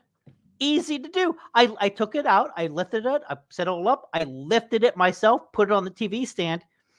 Thinking about a 60-inch TV back in the 90s, that thing would weigh at least 200 pounds. Growing up, I had a 30-inch television, and it was essentially a cabinet. It was like a full-on cabinet because it was probably 36 inches deep and probably 50 inches wide. It was essentially a piece of furniture with a color TV inside of it. And you needed that. That was I mean, this was the top of the line television. Mm-hmm. Yes, I am absolutely showing my age. You know what? Say what you will. Television for free. You got your TV for free. You bought a TV and you put the rabbit ears on it and it just worked. Say what you will about the state of the world. TVs have definitely improved. We're in the golden age of television at the moment. On my house. Television's technology. On my house, on the chimney we shall not talk about. On my chimney that we shall not talk about is a big wire mesh pointed towards San Francisco because that Kevin installed. But why? They don't do over-the-air spectrums anymore. No, but when they did, they changed the frequency of the over-the-air spectrum. And when he did, he went up to the roof and he put on one of the upgraded mesh antennas so that we could get over the air spectrum. And it is up there to that day. And this was in my lifetime. This was in my marriage's life. This was in Kevin, when he lived here, went up on the roof and put that on our roof. And it's still up there. And people that know what it is look up there and go, holy shit, look at that. They suddenly flash back to 30 years ago. Yep. Couldn't even pick up. Oh God, no. You needed a mover. You needed a mover to move your TV. But it says I couldn't even pick up my childhood TV. Chernobog says, and you had to get up to change the channel until they brought out remotes. And even then they were attached with cords. Okay. That's way before my time. Okay. I need to have a moment. You remember when you would put it to the zero channel and then you had the extra like a dial with the UHF that you could tune to essentially what quote cable the UHF mode, and you could just kind of slide it and maybe you could get some kind of weird ass channel you'd never heard of. Those are the days. I'm old enough to remember dial-up internet.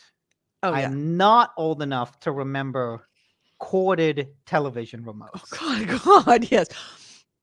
Well, we didn't have, what do you mean corded we never had corded television remotes. We had two things. You got up to change the channel with the dial, or you did have a television remote, which was this big box that had 4 buttons on it, forward, backward, and I forget what the other 2 were. But you'd hit that button and it was like this metal sound that and it was like this very special metal sound that it would make that the TV would recognize. Those are the Magnavox televisions. Man, I wish I could see it. Let me see if I can find a picture of one. One of these days we're going to get to news. That's like, I remember long ago, the people from Giant Bomb talking about how they hacked things over the telephone by using a set of audio signals that the phone would interpret some way. So one of the first phones, that was called phone phreaking, phreaking. It was called phone phreaking. It's one of the very, very, very, very, very first of the hackers were phone phreaks. And what phone phreaks, one of the biggest phone phreaks of ever was a guy named Captain Crunch. Captain Crunch was famous because Ben is out there almost right before you. At the same time, yeah, Captain Crunch. All right, so Captain Crunch was a phone phreaker because if you hit a particular note into your phone would switch over from being your phone to just this kind of international phone line that had nowhere, it was just kind of like a nebulous phone line, so that you could actually, from that point, then you could actually be a hacker. Because before, when it was dial-up, you had to use a phone line, which means if you were using a phone line to access a network that you were going to hack on, they could trace you back through your phone line. But if you could use a kind of, I don't want to call it like a default phone line that you could get access to, which existed, but you had to have an ability to get to it, then they couldn't trace who you were. It's like a phone line VPN. It's like a phone line, not even a VPN. It was kind of like a phone line null set. It Hmm. was the phone company's kind of own non-specific phone channel. So Captain Crunch got his name. He says, legend has it one guy could Captain whistle with his bare mouth. Really? See, now I no fun fact. Well, first off, let me tell you about Captain Crunch. Captain Crunch got his name because back in the day, Captain Crunch cereal, cereal in general, would come with toys in it, right? Mm-hmm.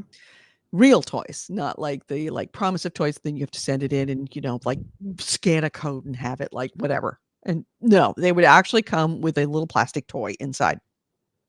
Captain Crunch, this one time, came out with a Captain Crunch whistle.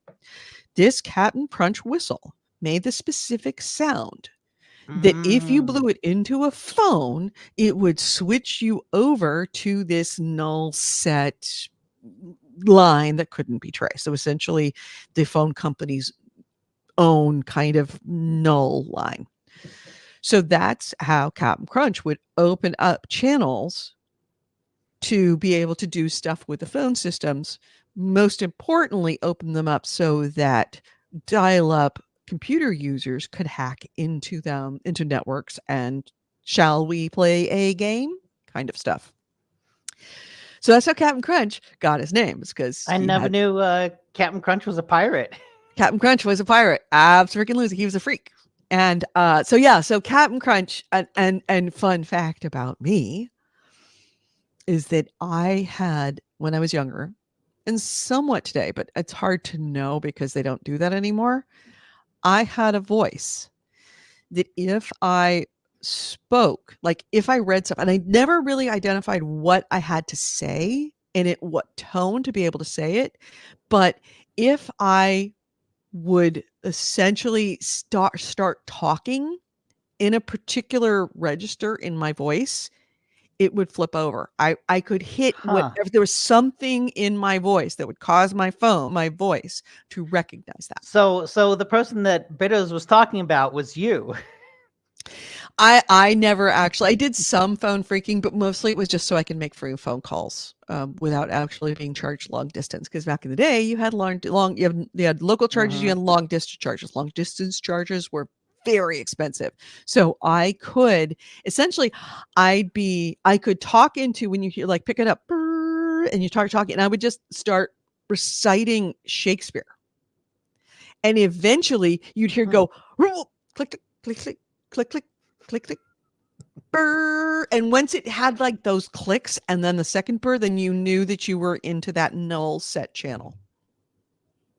Hail Houndra. Yeah, I have the voice. That looks like AC Wraith found a guy who could whistle. But before we get to news, I'm going to be right back and go to the bathroom. Okay.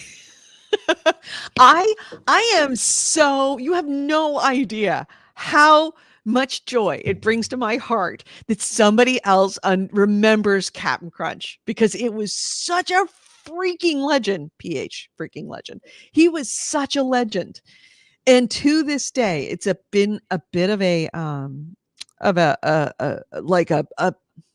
bucket list for me, is I want to find one of those whistles, because of course the Captain Crunch whistle, once it kind of got around that the Captain Crunch whistle could make that sound to get you that null channel, Captain Crunch of course discontinued the whistle, but they were out there and they were highly coveted. But it was Captain Crunch that discovered that first whistle.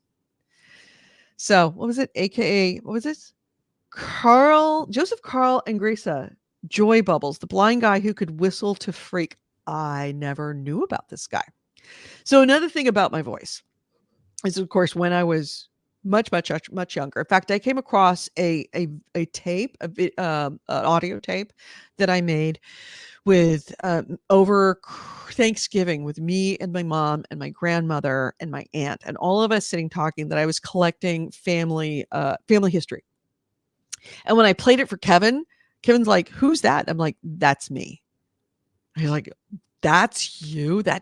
You don't sound anything like you did when you were younger."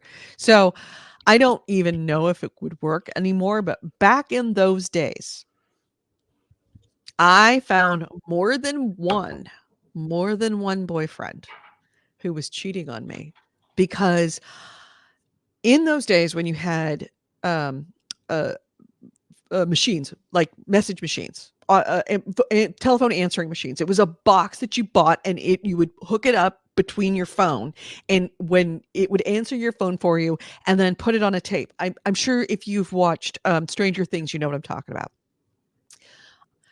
Something about those machines, though, is that many of them had the feature that if you hit a certain number or a couple of numbers on your phone, it would play your messages back to you over the phone so you could get your messages remotely. I had a voice, because for the same reason that I could phone freak through my voice, is that I had a voice that would trigger phones on the regular to start playing their messages into my phone. And I would frequently go, "Hi, this is Edie. I'm calling to let you know that I've got an," and all of a sudden the phone would go beep, and then start playing all the messages. I found I found two boyfriends that were cheating on me, because when it played the messages back, I heard my boyfriend, one of which I lived with at the time, playing back messages to the friend that I was calling, and it made it clear that he was sleeping with her, or at least having a relationship with her. So I caught two boyfriends because I called my friend and it played back the messages, and she hadn't deleted the messages off of her phone, and I heard all her messages, and several of them were from my boyfriend, making it clear that he was cheating on me and trying to hook up with her when I was not available or not around. Fun fact. Hacking should be Yeah. a everyday thing. Yeah. Everyone should know how to hack. Yeah. Edie had the ultimate hacking voice. Captain Crunch Whistle is a level door unlock in the book Ready Player One, but it didn't make it into the movie. Oh, really? Interesting. I didn't know that. Yeah, the Captain Crunch Whistle. I really, really, really, really want to own one of those. And if I did, I would put it in a case and like display it, because I know what it means. And cool people like Ryan and Bitters would know what it means. And everybody else wouldn't. All those young folk wouldn't understand. Once a level was completed, it was then noted to open the Captain Crunch cereal to get the whistle and open the door to get. Really? I never saw Ready Player One. I really should have. Well, I guess he's saying that was only in the book. It wasn't in the movie. Because I saw the movie. And I don't remember that. Yeah. I kind of wish that there were those answering machines around, the ones where, with the tapes, so that I could see if I still have that ability to leave messages. To like make them play messages. Happened all the time. Can I spend this enough to give you a sight of Devil Dog? Yes, there's Devil Dog. Is Devil Dog a schnauzer? No. She kind of looks like it, but she's much smaller. Lucy. She's very tiny. Short for Lucifer? Oh, I didn't realize that. That's good.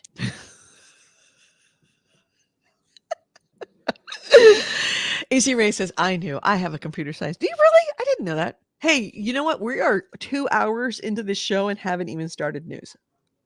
I know. Can we do you want to get to news? Sure. Do you guys want us to do news? It's in the book only? Who gave me the book? Somebody gave me the book and I never read it. I think I resisted Ready Player One because it was so, back in those, don't say those days, but back at that time, I was a little resistant of buying into the, like standard media paradigm, just because it was at the beginning of when kind of The nerds like hype. us, the hype. It When just the beginning of nerds like us started to get cool. So it was at that point that I thought they were sort of making fun of us I think and the public perception of culturally it appropriating us. has definitely lessened over time. Yeah. Like the perception of both it and its author has definitely lessened over time, and Yeah. it's definitely not quite the What makes me mad is timeless thing that there's that it so many was. people that look at that kind of stuff and think, "Oh, they were the first to really do it." And there were others. It's just you didn't know about them. Like I'm so many of the uh media, I want to say tropes, but like ideas, like concepts within nerd culture of media came from an author of a guy named Drew. This is the Bailey's making my brain. Scanlan. No. Drew. Fuck. What's his name? Is he the one that you told me about when I was talking about the boys Gen V, and you had mentioned he wrote a superhero college story that Called featured a Superheroes. lot of the same things as the boys Gen V, complete with Absolutely. like ranking of all the people. Yep. It is And named for the record, Ryan Stevenson says the book was awesome, way better than the movie. not Drew Speaking Daniels. of Ready Player One. And Drew also does NPCs, and Drew Hayes. Seriously, if you want to look up an author that has been at the forefront of a lot of concepts that are now considered part of the nerd cinematic universe, Drew Hayes came up with almost every single one before anybody else did. And I think he's also the one that is the author. I believe he's also the author of Vampire Accountant. Is he Fred still the Vampire Accountant series. Yep, that's Drew Hayes. Is he still writing stuff? Oh, Yearly Look Ahead 2023. Yes, he Oh is yes. still writing Oh stuff. yes, he's incredibly prolific, and he's done so many different kinds of genres and interesting concepts that I kind of wonder if he's human, because he's literally done, like, he did the concept of a story about NPCs being self-actualized players, like what is now known as lit RPG lit. He did that before anybody else. Now it's like a massive sub-industry within the science fiction and fantasy category. He also did the concept of like the boys, superheroes within a regular universe. That was what he did with superheroes, especially from a college point of view. They did it within a university, a college idea, like a Hogwarts for superheroes. He's also done Fred the Vampire, which is a fantastic series. Mark my words, there is going to be something that does something similar to Fred the Vampire Accountant. He so many different like genres, ideas, all of them so good. I wonder if he's human, and he never fucking gets credit for it. It looks like he's a largely self-published author, which is he's probably a self-publisher.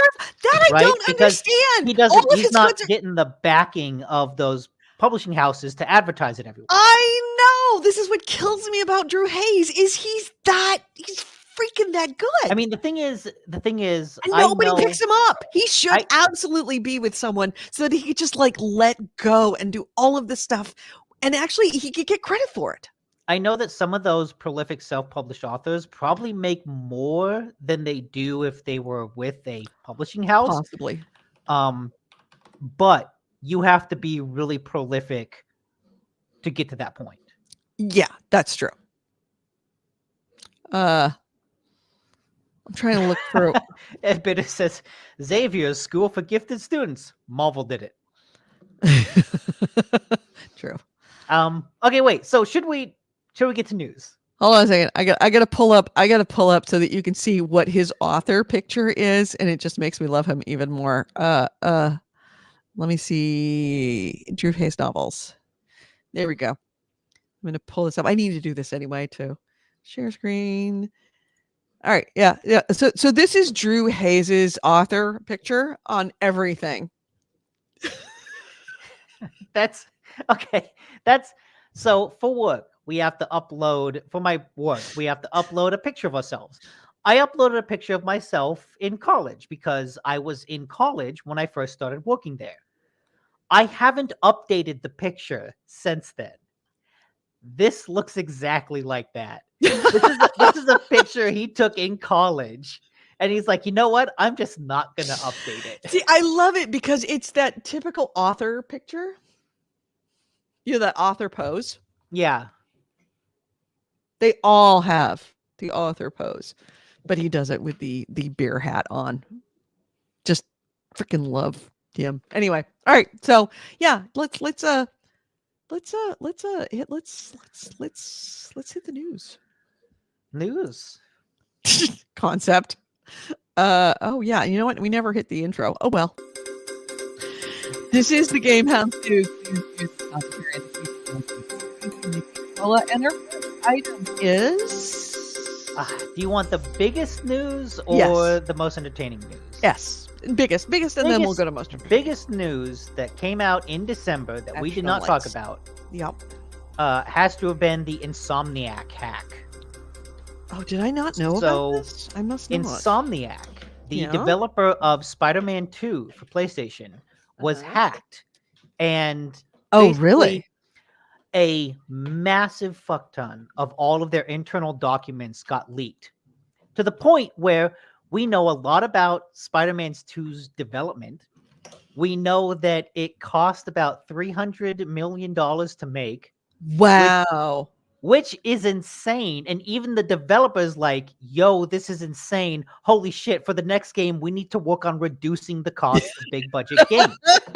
It's one thing when it's like, oh, just internal documents buried. When somebody else brings it up and goes, oh, did you really spend $300 million? It's like, oh, fuck, that's a Mhm. lot. I guess it was originally budgeted at 270. But one of the things that put it over the top was cutscenes. And basically things like what was it? The good stuff. The stuff we like. The presentation also directly called out cinematics and scene length has one area that had, quote, sprawled out past our initial estimates in past games.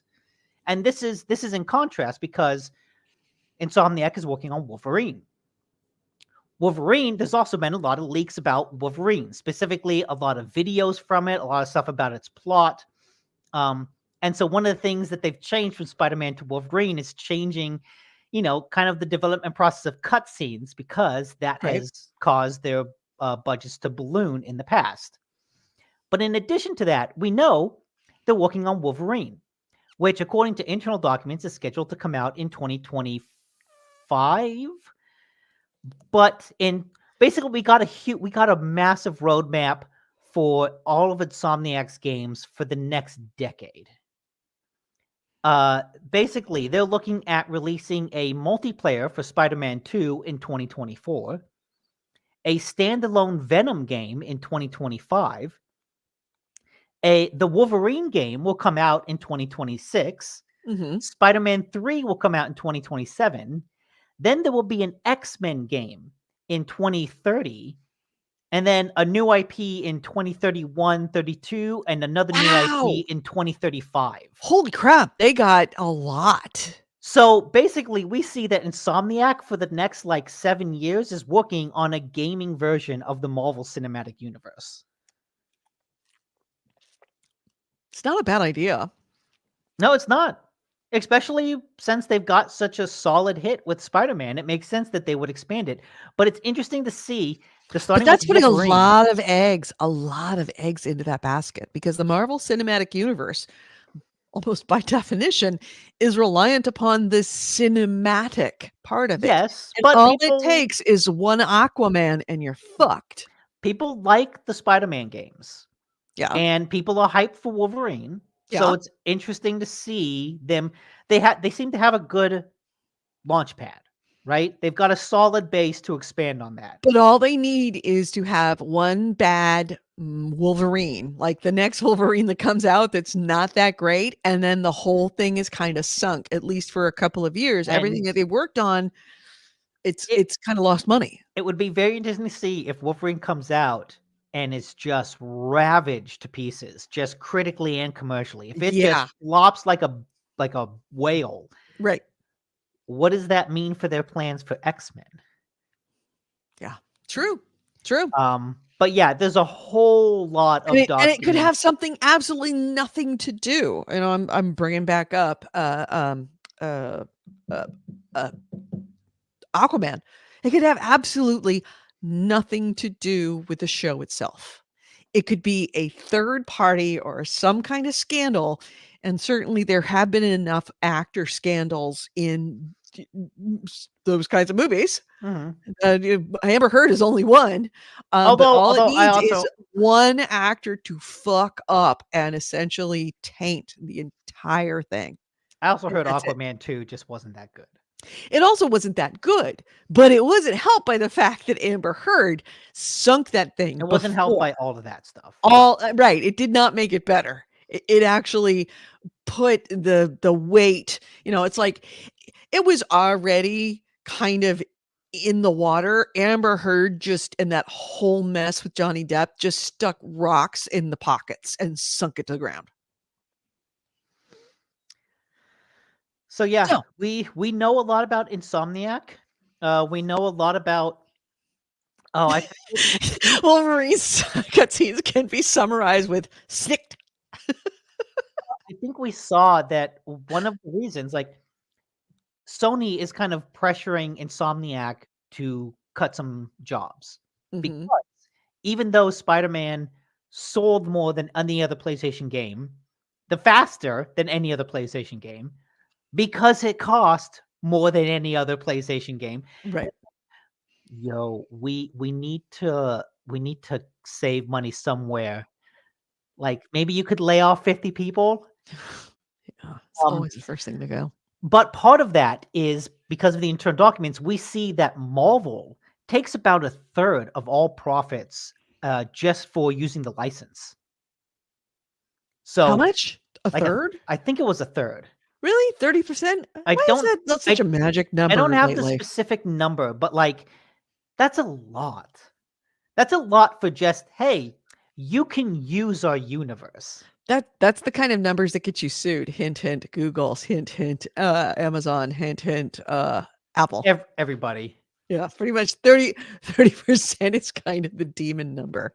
But what that means is that you make a Marvel game, you make a Star Wars game, you have to sell even more than you would to make that money back. Right. Right.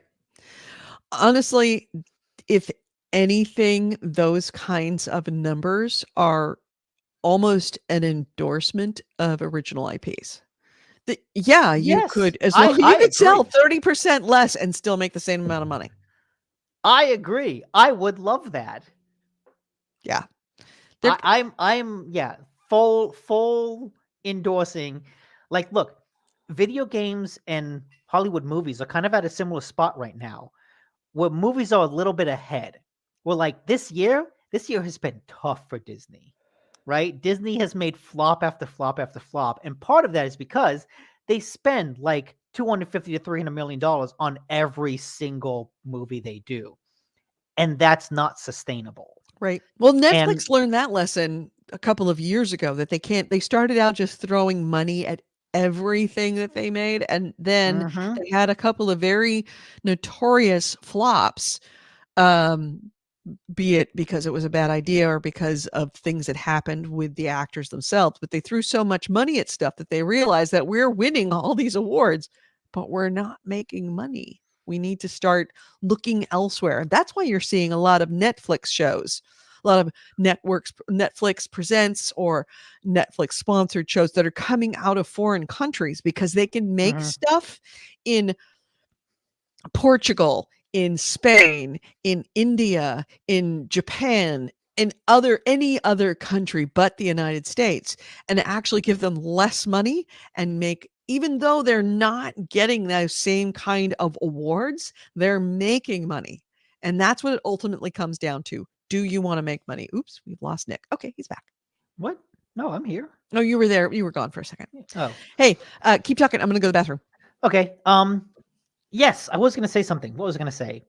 It was about monies and budgets and Netflix. Oh yeah, that's also why you see a bunch of shows that were previously exclusive to other streaming services coming out on Netflix. I know Dune, which used to be a Max exclusive, is now out on Netflix. Um, oh, there was a couple other things that just came out that were on Peacock that are now on Netflix. But yeah, all the content is hard to make. Games are expensive to make.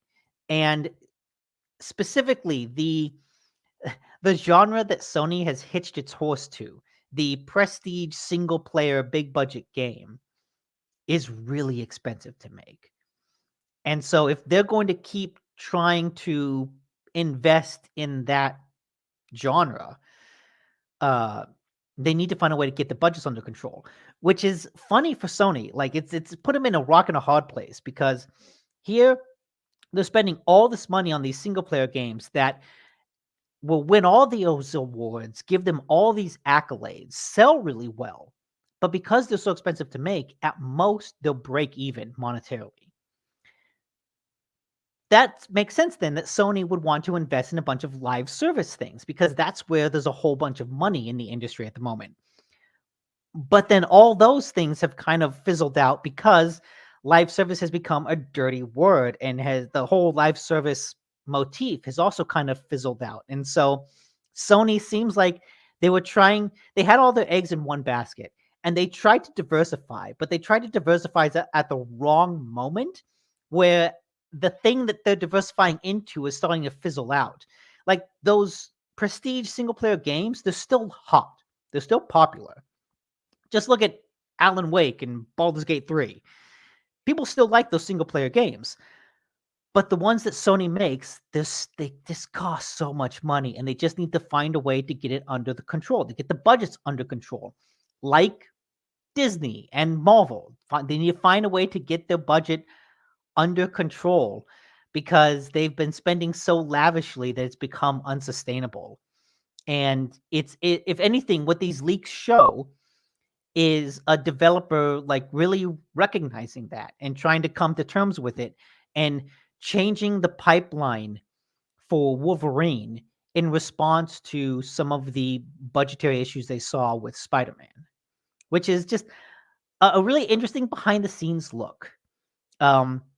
And I feel like, for as much as we talk about, oh, Insomniac got hacked and all this stuff got leaked, I don't know for certain if like the personal information of a bunch of employees got leaked. But if this is the extent of the leak, if it's just internal documents, I don't necessarily think that that's a bad thing, because we know what movies a Hollywood studio is working on years in advance. The game industry is so obsessively secretive with what people are working on that I think it might be a little good for the industry to have that secrecy bubble popped a little bit, and to just say, hey, look, this is what we're working on for the next several years. Like, it's okay to have that bubble popped. The game industry is so absurdly secretive about what its developers are working on and when, that I think it could take a little bit of a lesson from the movie industry, in saying, hey, look, when Christopher Nolan is going to start working on his next movie, we will hear about it in the trades. Like, we don't need to wait. But that movie won't come out for another 2 years, but we'll hear about it 2 years in advance. It's okay if Insomniac says we're working on a Wolverine game, and then that game takes 3 years to release. It's okay to just like tell people what you're working on. It doesn't have to be a secret. And it doesn't have to be announced at E3 or some other game awards events with a No, gigantic. it can't be announced at E3 because There's no E3 D3. E3 You know, is the Game Awards or a Microsoft event, it doesn't have to be like a massive thing in front of an audience where everybody goes, "Wah!" You know, that doesn't need to happen. You just it's a mature industry at this point. It does not need that kind of like, uh juvenile adrenaline rush. yeah. And I think you've seen developers get a little bit away from that. I mean, E3 is dead now for what, the third time? Oh, it's dead, But dead. It's officially dead, dead. it's dead, but it's like dead for the third time, which is finally being dead. It's not coming back. We staked it through the It is heart. the world's longest death scene ever. It's like it dies. Oh, it's dead. Okay, now it's dead. Now it's dead. E3 is like a goddamn slasher flick. It is. But yeah, so there is no more E3. And so where are these companies going to make these announcements? Like, I think if we've seen anything from the Summer Games Fest and the Game Awards, Doesn't need to be a big but announcement. like those places, they don't get big announcements. They get medium to small announcements. Nothing on the Game Awards was at the level of an E3 announcement. Right. Because anyone that has that is just going to save it. Right. But yeah, hey, look, it sucks that Insomniac got hacked. I think it's fun to know what they've been working on. I think it's fun to see behind the scenes stuff about games because everything's so secretive. As long as like their business and the employees' personal information wasn't compromised, Yeah, I think this hack is probably a net good. It is. I was about to say that. I think it's actually kind of healthy for the industry to know that you can put that information out there well in advance, and it's not going to hurt anything. Yeah, like Nobody died. It's not going to wreck your game. Is going to succeed or fail, and it's not going to succeed anymore because it was announced that you're working on it. Yeah, 7 knowing years that beforehand. Insomniac is working on an X-Men game is like Good, oh, cool, nice, something to look forward to. I'd like to see what that looks like. Right. Just too many. It's so funny that watching the video game industry kind of evolve into being a bunch of grown-ups instead of a bunch of teenagers kind of working on stuff, or at least that mentality, kind of maturing into its final form, so to speak. All right. Sorry, something caught my throat. All right. So my first item is. What is my first item? Yeah, I mean, it's kind of boring, but it's still important. Okay. Game Pass. I'll be do two stories at once. First off, Game Pass. We now have a list, since it's a new year and it's a new month. We have the full list of what's coming out in January for Game Pass. First off, already available is Close to the Sun, which is for cloud, console, and PC. It's a first-person horror adventure set in 1897. Close to the Sun. So you play as a journalist named Rose Archer, and she is on Nikola Tesla's ship, and the name of the ship is Helios, and she is looking for her sister, and it's kind of a horror adventure game. Also already out as of a couple of days ago on January 4th is Hell Let Loose. This is for cloud, PC, and console, X and S specifically. It's a World War II first-person shooter game. It's multiplayer. It's got like 100, not like 100, it is 100 person player battles across large maps that are to scale. And it's all about teamwork, and it sounds kind of cool. I've heard good things about it. It sounds like it at its core, it's one of those like realistic World War II shooters. but it's got a lot of the team dynamics of a Battlefield and a mag from way back in the day. Oh, Mag, there's a blast from the past. It sounds neat. I've never played it. It was out on PlayStation a while ago, but I would again, I totally jump into that. There's a never couple tried of it. those really, really intensively realistic World War One and World War Two multiplayer shooters that actually look like a lot of fun, especially if people take it seriously, but not too seriously. It seems like it's kind of neat. So coming up in a couple of days on, I guess, January 9th. What's today? It's like the 7th. So Monday, Tuesday, Yes. you're going to be getting Assassin's Creed Valhalla. If you haven't already played the world's longest pre-credits game. I've heard good things about Valhalla. You've played it, right? No, I haven't. You've never played Valhalla? I recommend you play it until the credits. Actually, I recommend everybody play it until it's a good game. I mean, the opening credits.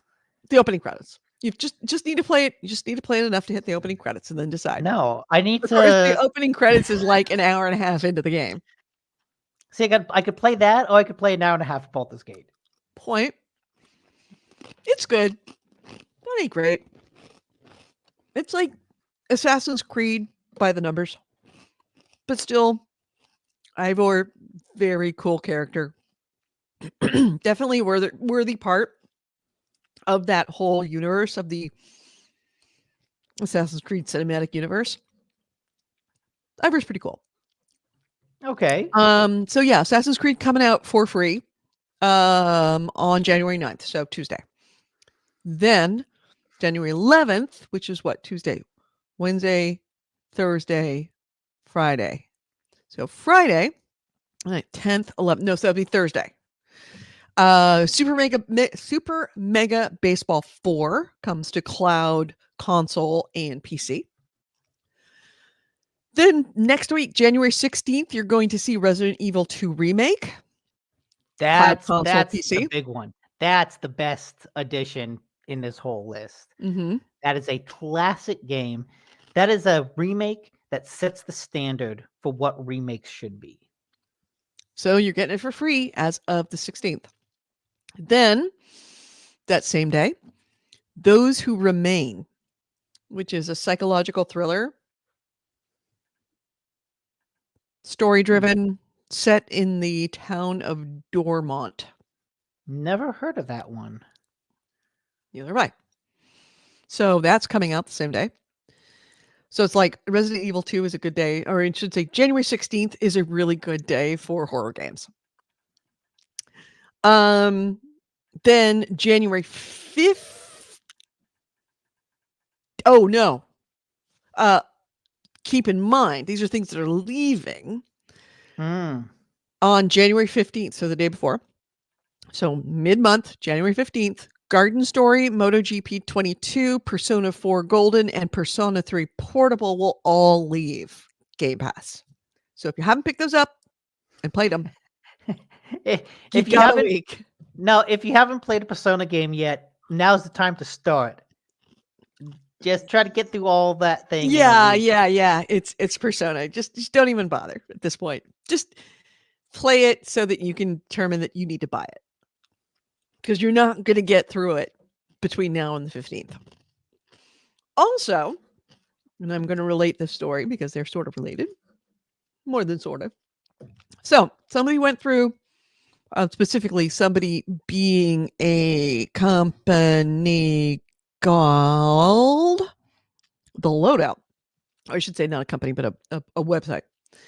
Sat down and looked at all of the games that came out in 2023 on Game Pass and added them up to figure out how much quote unquote value was available to you as a Game Pass member.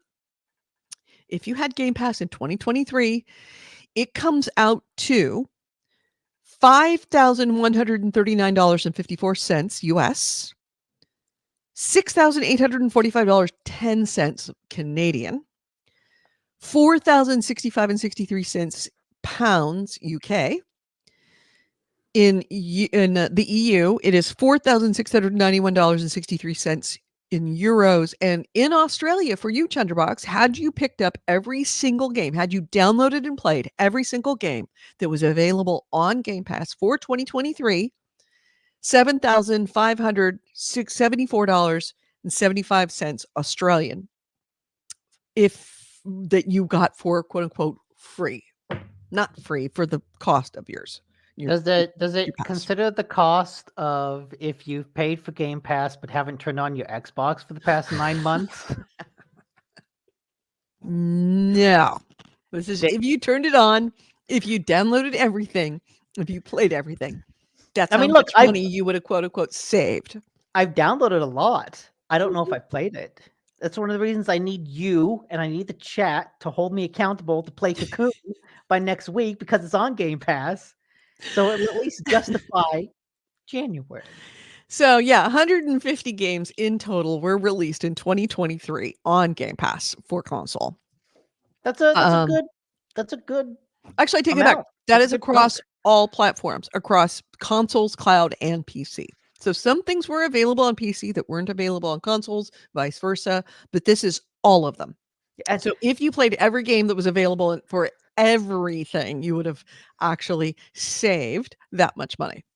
And like, here's the thing too. I didn't play a whole lot of Game Pass, even though I still paid for it. But I played through all of Atomic Heart. I played through all of Atomic Heart when it released. So that's $60. That's 4 months of Game Pass Ultimate. And that's 6 months of the Game Pass Basic right there, justified in price. So even though because it came out, if you're paying the $16.99 a month, I'm paying the 10. Okay, because for $16.99 a month, it comes out to $203.88 for the year. That's what you paid. No, it says, well, Nick has already given up loads of the Fall now, down to just Cocoon. No, I'm not giving up on both.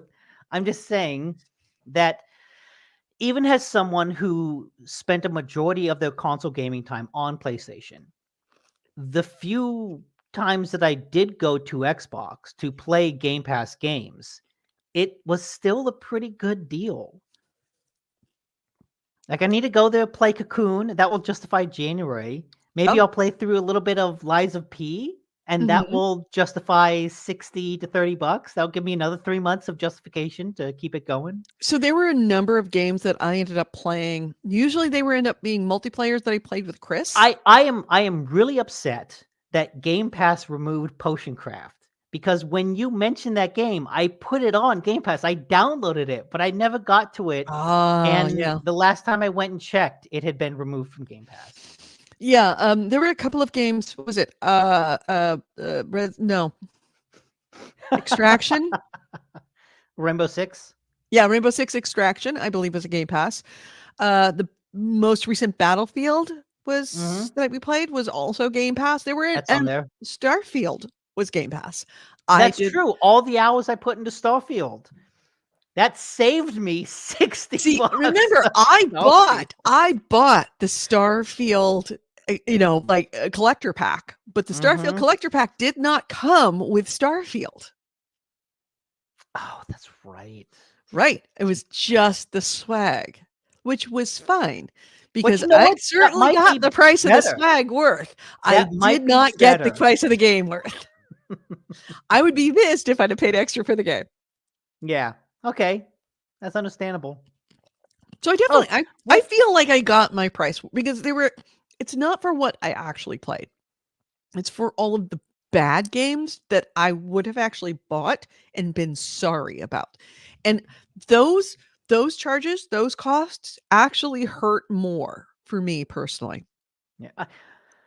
It's a very different prospect to pay for a game that you enjoy than it is for paying for a game that you don't enjoy. So it's not a dollar to dollar equivalence. The ones that you pay money for that end up like, especially like up to $70 now for some of these games. When you pay $70 for a game that ends up being shitty or a disappointment, that $70 hurts far more than paying $70 for a game you actually like. And that's where Game Pass actually ends up, not that it actually gave me $70, a game I liked for $70. It's that it saved me $70 for a game that I would have paid for, and then been angry that I spent that $70 for it. Yeah. And like Redfall. The fact that I never no, bought Redfall no, paid for itself. let's be honest, you would not have bought Redfall. I would not have bought Redfall. Not after the reviews. No. But I might have. But I admit that like I'm coming to the whole Game Pass financial equation from a perspective of someone who has enough like spare money to blow on a bunch of games that I never play. Like I bought a whole bunch of games on sale Your that Steam I list that I is fully proof of that. intend to play, Uh-huh. but I just never get around to it because I like knowing that I could. I like having that option. Right. In that moment when there's absolutely nothing you've got going in the world. Oh no, even before than that. Like I'm looking at a PlayStation sale right now going, you know what? I want to play Baldur's Gate. I got to play Lords of the Fallen. I got to play Resident Evil, Dead Space, and like 6 other games. But you know what?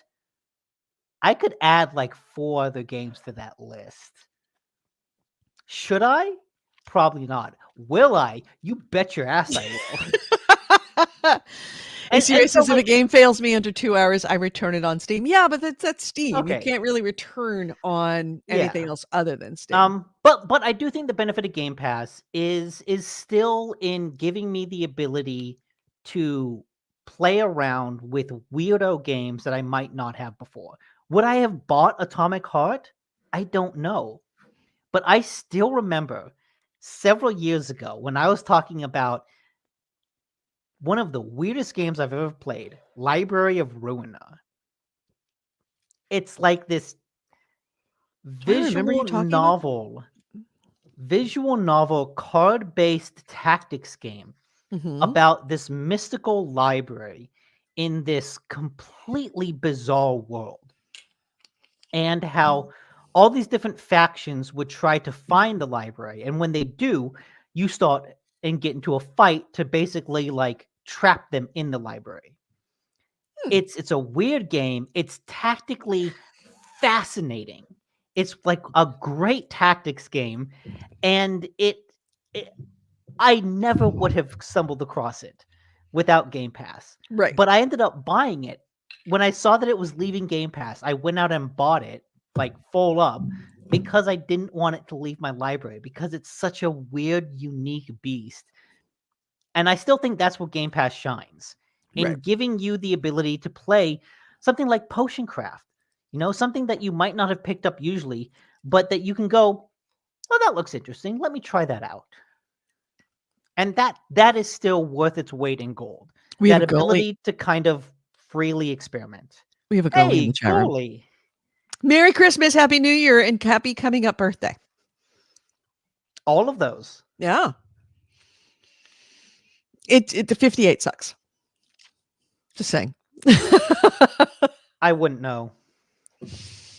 We gotta go out. You know, we should schedule you and me, not E3 related or anything, just going out to Boston and just going to go visit Goalie. Yeah, I would do that. I needed a Kowloon infusion. Is Kowloon still open? I believe Kowloon is still open. Goalie is Kowloon. If it's not open, I will be heartbroken that Kowloon isn't still around. I will have to fly you out here so we could go to I thought I saw that it was closing. Our version of Kowloon, which is kind of high class, but still very cool. Tonga Room. The Tonga Room is our version of Kowloon, but it's not. It's in the Fairmont Hotel in San Francisco. Oh, it's closing soon. When is it closing? Because there was an accidental death outside of it at the beginning of December. What? I'm looking at news to try to figure out when it lose, but a man was stabbed outside of Kowloon. And it wasn't Goalie? Goalie, did you have anything to do with this? This pre-Thanksgiving brawl at Kowloon? Pre-Thanksgiving. Wow. Hey, you guys Uh-huh. know how to really find that moment of togetherness with your family around a turkey. Oh, Go here it is. stab somebody at Kowloon. Here it Go. is. Southgist police filed charges against 4 people in connection with Thanksgiving Eve brawl at Kowloon. Kowloon stabbing. Kowloon brings people Oh, together. wait a minute. Hold on a second. Wait a minute. I've got something else here. Wow, this is totally unrelated. Oh. Wow, this is getting better. So, a police report sheds light on accidental death outside of Kowloon. Oh, this is not the pre-Thanksgiving one. Oh, it was accidental. This is on December 19th. A Milton man who suffered a fatal stab wound in the parking lot of Kowloon at Saugus earlier this month. So that must have been early December. Was known to wear a knife around his neck. What? And investigators found a lanyard with an empty sheath near the spot where he where fell. You know what? Maybe this is newsflash. Don't wear knives around your neck. Like, this is terrible. I shouldn't laugh. This is not laughable. Somebody died, but he was wearing a lanyard with a knife on it. It is pretty laughable. An unattended accidental death. And But wait, states there was no crime. But wait, if it's unintended, where's the knife? It said they found an empty sheath. According to the report, Kenny and several others arrived at Kowloon on a party bus that night to celebrate the friend's 40th birthday. Investigators noted that Kenny and his group didn't seem to be involved in any physical or verbal fights at the restaurant. A few people on the party bus reportedly told police that Kenny was known to wear a lanyard-style knife around his neck, though they weren't certain whether he had been wearing it that night. In the report, a Saugus police officer who was on paid detail at Kowloon, the fact that you need a paid detail. I love Kowloon. Said a woman alerted him at about 9 o'clock that a man had fallen in the parking lot. The officer found Kenny lying face down on the pavement within about 100 feet of the restaurant's main entrance. I checked to see if he was conscious and responsive, to which I heard what sounded like a mumbled moaning. His pulse was detected but weak. As he attempted to roll Kenny on his side, officers noted a black handle of a knife sticking out of the man's chest. Kenny was rushed to Massachusetts General, where he died shortly after 10 p.m. Did he fall on his knife? He fell on his knife that he had around his neck. As a lanyard around his neck. Oh, and he had 2 young children. Oh, that's awful. Don't wear knives around your neck. Don't wear knives around your neck. You know, they tell you when you're a kid, don't especially run on a knives. party bus. Come on. It's like man dies after falling on scissors while running. Don't run with scissors. Mm-hmm. I got you. Yeah, your screen froze while you were like, awesome, perfect, just the kind of thing that that's going to end up being the thumbnail of the YouTube. That's true. Yeah. Goalie, miss you. And when does Kowloon? We never did find out. Close. Yeah, when does Kowloon close? Because we need to go one last time for one last Scorpion Bowl, the marathon of drinking. Mm-hmm. And egg rolls. Oh wait, that's back in March though. Chunder, if you're trying to do something with Nightbot, we got rid of Nightbot. Nightbot got turned off by popular demand. We had to eject. We had to ban Nightbot from the chat. Okay. Kowloon might not be closing; it just might be shrinking. Well, that, for all intents and purposes, closing. A small Kowloon is no Kowloon. If they don't have the Walking Dead band, what's the point? Exactly. Okay. Anyways, news. You had mentioned Starfield. Yes. I'm going to segue by having news about Starfield. Okay. Because you brought it up briefly. Okay. Bethesda has said that they plan basically a new patch of content every 6 weeks. I saw in that 2024. starting in like February, right? One of those includes, quote, new ways of traveling.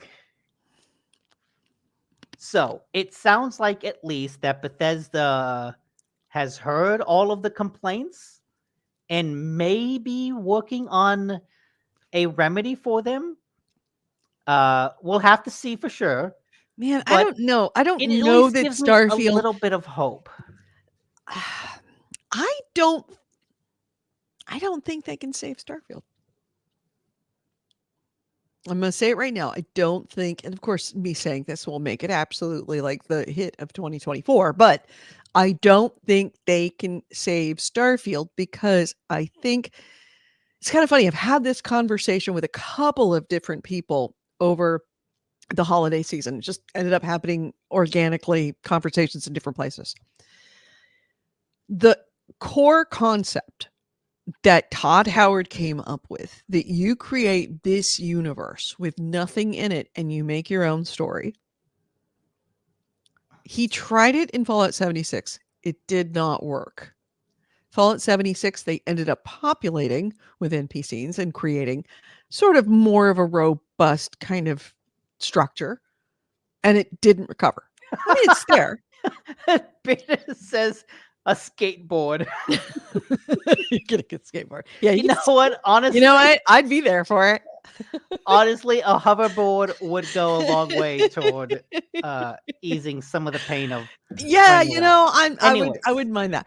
But sorry, I interrupted. core wise, I think that Todd Howard has for is insane. He keeps thinking that what we want as players is a vast open world full of nothingness where we make our own story. We make our own world with just kind of a wireframe of an idea of maybe a quest line. Even in this one, it's a pretty See, austere I don't actual know if I'd go. campaign story. I don't know if I'd go that far. I would just say that those two games, Fallout 76 and Starfield, Mhm. they are games designed around what Bethesda is not known for. Bethesda is really good at making open worlds that are filled with interesting locations, and both of those games didn't have that. Right. I want to try to share my screen. Go. This is actually just the other day. I saw this short video on YouTube. Oh. And it is like, oh shit, that's brilliant.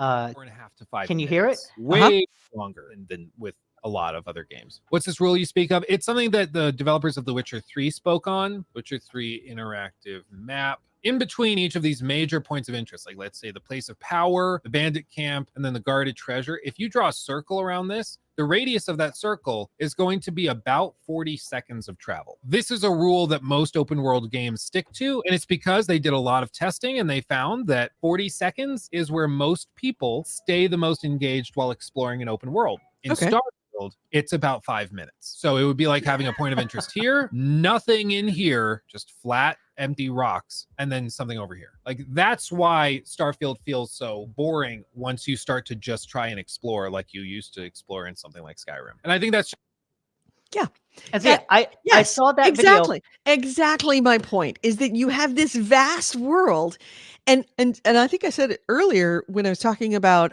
Baldur's Gate, is that the size of the game isn't necessarily measured in miles, it's measured in encounters. Yeah, you run for 40 seconds in Baldur's Gate, you're bound to stumble across something new. Oh, if at the very least an interesting conversation that you overhear. Like goalie is 40 seconds sounds about right at my age. Yeah. But like if pretty much. Starfield could do something to shrink that to shrink that time, then it could be a little bit better. Right. Just but a that's the little thing, bit is that better. I don't think they ever will, because the whole concept What if of they add a Starfield, skateboard? they'd have to add a couple of skate parks between where you're going to actually make it worthwhile. It is not measured in miles. It's measured in encounters. And if I am in a world that does not feel populated or alive, it is boring. It is just a blank canvas. And as much as Todd Howard repeatedly, and I'm saying repeatedly because he's done this twice now and he didn't learn from the first mistake. So clearly, and I dare I say, this smacks of hubris. This smacks of ego. Oh, I made a game that has nothing in it. You're going to love it. Hey, Todd, we don't love it. Oh, okay. Well, I made another game with nothing in it. Well, a little bit more, but not a lot. No, Todd, we really, really, really don't like it. This is someone who no longer respects his audience. He does not respect his users. He is so in love with the smell of his own farts that he doesn't understand that no one likes the smell of farts. He thinks his smart farts smell of flowers, and they don't. And we keep telling him, no, they don't smell good. Stop farting. And he just keeps farting and telling you, but this one's slightly better. It's a very evocative metaphor. There you go. You know me, I'm all about the simile and metaphor.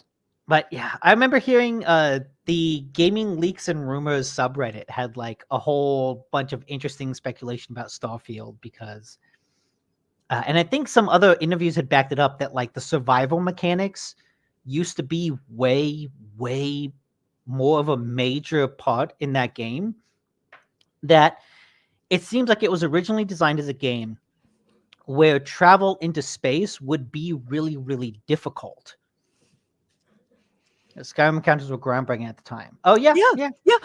But if you they still are. Still are. But if you went into Skyrim and you ran for that 40-second rule, thereabouts, you would have some kind of really fucking interesting encounter. Oh yeah.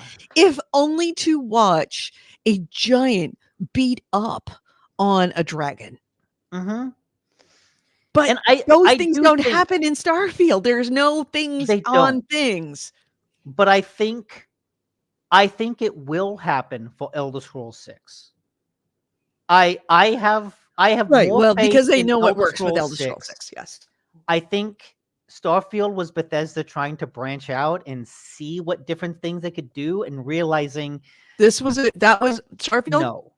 Starfield was a Todd Howard fort fest. And they've given him 2 of them. Now, here's the thing that has me a little concerned about Elder Scrolls. Is that they managed to fuck up Fallout. They fucked up Fallout. It was a Fallout spin-off. It was a Fallout. It was a spin-off. It was an Do we MMO. have a Fallout since then? No. It was a Fallout. And by calling it a Fallout spin-off is being an apologist for what that game was. It was a Fallout. And Todd Howard put its name on it and told us that his farts were going to be the most amazing farts you'd ever smelled. And when they stank, he didn't listen and then came up with a whole new IP that isn't attached to anything he's done in the past and said, here's my farts again. But no. You know what is good? Now, here's the question. Has either Bethesda or Todd figured out that we don't want that? Are they finally, after 2 strikes, going to listen to us? Are they going to make the 3rd strike and go out? What is good, and although I don't think it has anything to do with Todd Howard, Elder Scrolls Online. That remains like a pretty good MMO. Yeah. That remains. Look, when I played it, when I played it a couple years ago, and I played the Morrowind expansion, it was like shit. I'm in Morrowind again. Yeah. This is the new Skyrim that I wanted because you can play that single player. Agreed. And it works. Like works. they don't really need to make Elder Scrolls 6 because they already have it in the Elder Yes. Scrolls Online. I 100% agree with you. But keep in mind that it is the nature of MMOs, and certainly very much the nature of that game, that it took them a long time to get that right. A long time to get that to where it was. Because I remember playing Elder Scrolls Online when it first came out, and it was shit. I mean, I do feel like you could say that about most AAA games that come out now. Is like, look, if a AAA game is releasing on June 1st, wait until July. No, it wasn't even wait until July. It took them literally years for them to, essentially they had to take that game and make it an entirely different game. That's the only thing that could save Starfield, is to take everything that Todd said, and they had said when it came out, put it on a piece of paper, scramble up that piece of paper, light it on fire, feed the ashes to a dog, let the dog poop it out, put it in a poop bag, and send it to composting. That's the only way that that game will recover from itself, which means that it is no longer Starfield. It Look, is some other game then that's with that fine. name on it. Not that I'm saying that's a bad idea, but they can't recover Starfield in any way the way that it is. And the only way that they can make sure that the next Elder Scrolls campaign game, is that they stop doing that. And it's the same. It'd be one thing if they made two mistakes and they were totally different mistakes, and things fucking happen. They made a mistake. Mhm. They made the same mistake twice in a row. Twice in a True. row. The identical mistake. That's what has me very concerned about any Elder Scrolls. It is. Starfield 2077. Yep. Look, I'm okay. I still hold out hope that Elder Scrolls 6 will be a return to form for Bethesda. It has to be. It has to be, or they're done. Yeah.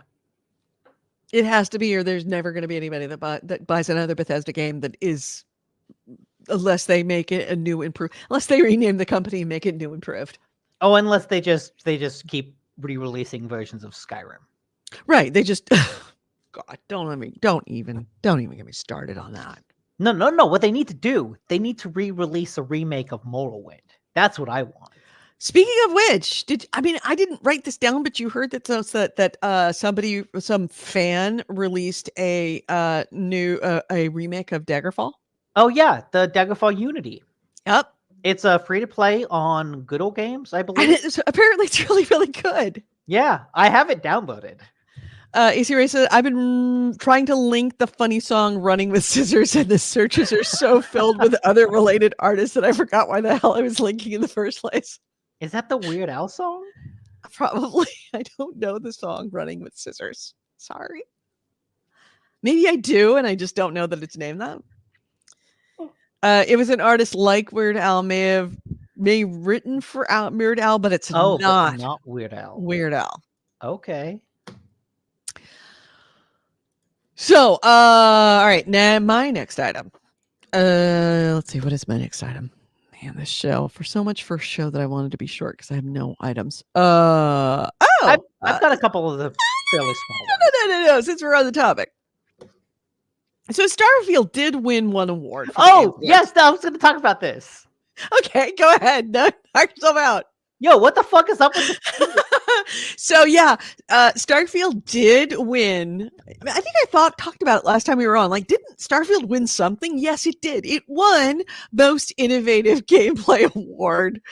And even on Reddit, even for the fans of Reddit, even for the people even for the fans of Starfield, even for the people that absolutely loved Starfield, all 12 of them, they don't understand how or why it won for Most Innovative Gameplay. Here's the thing. I think trolls took over the Steam Awards this year because Starfield was not the only instance of this.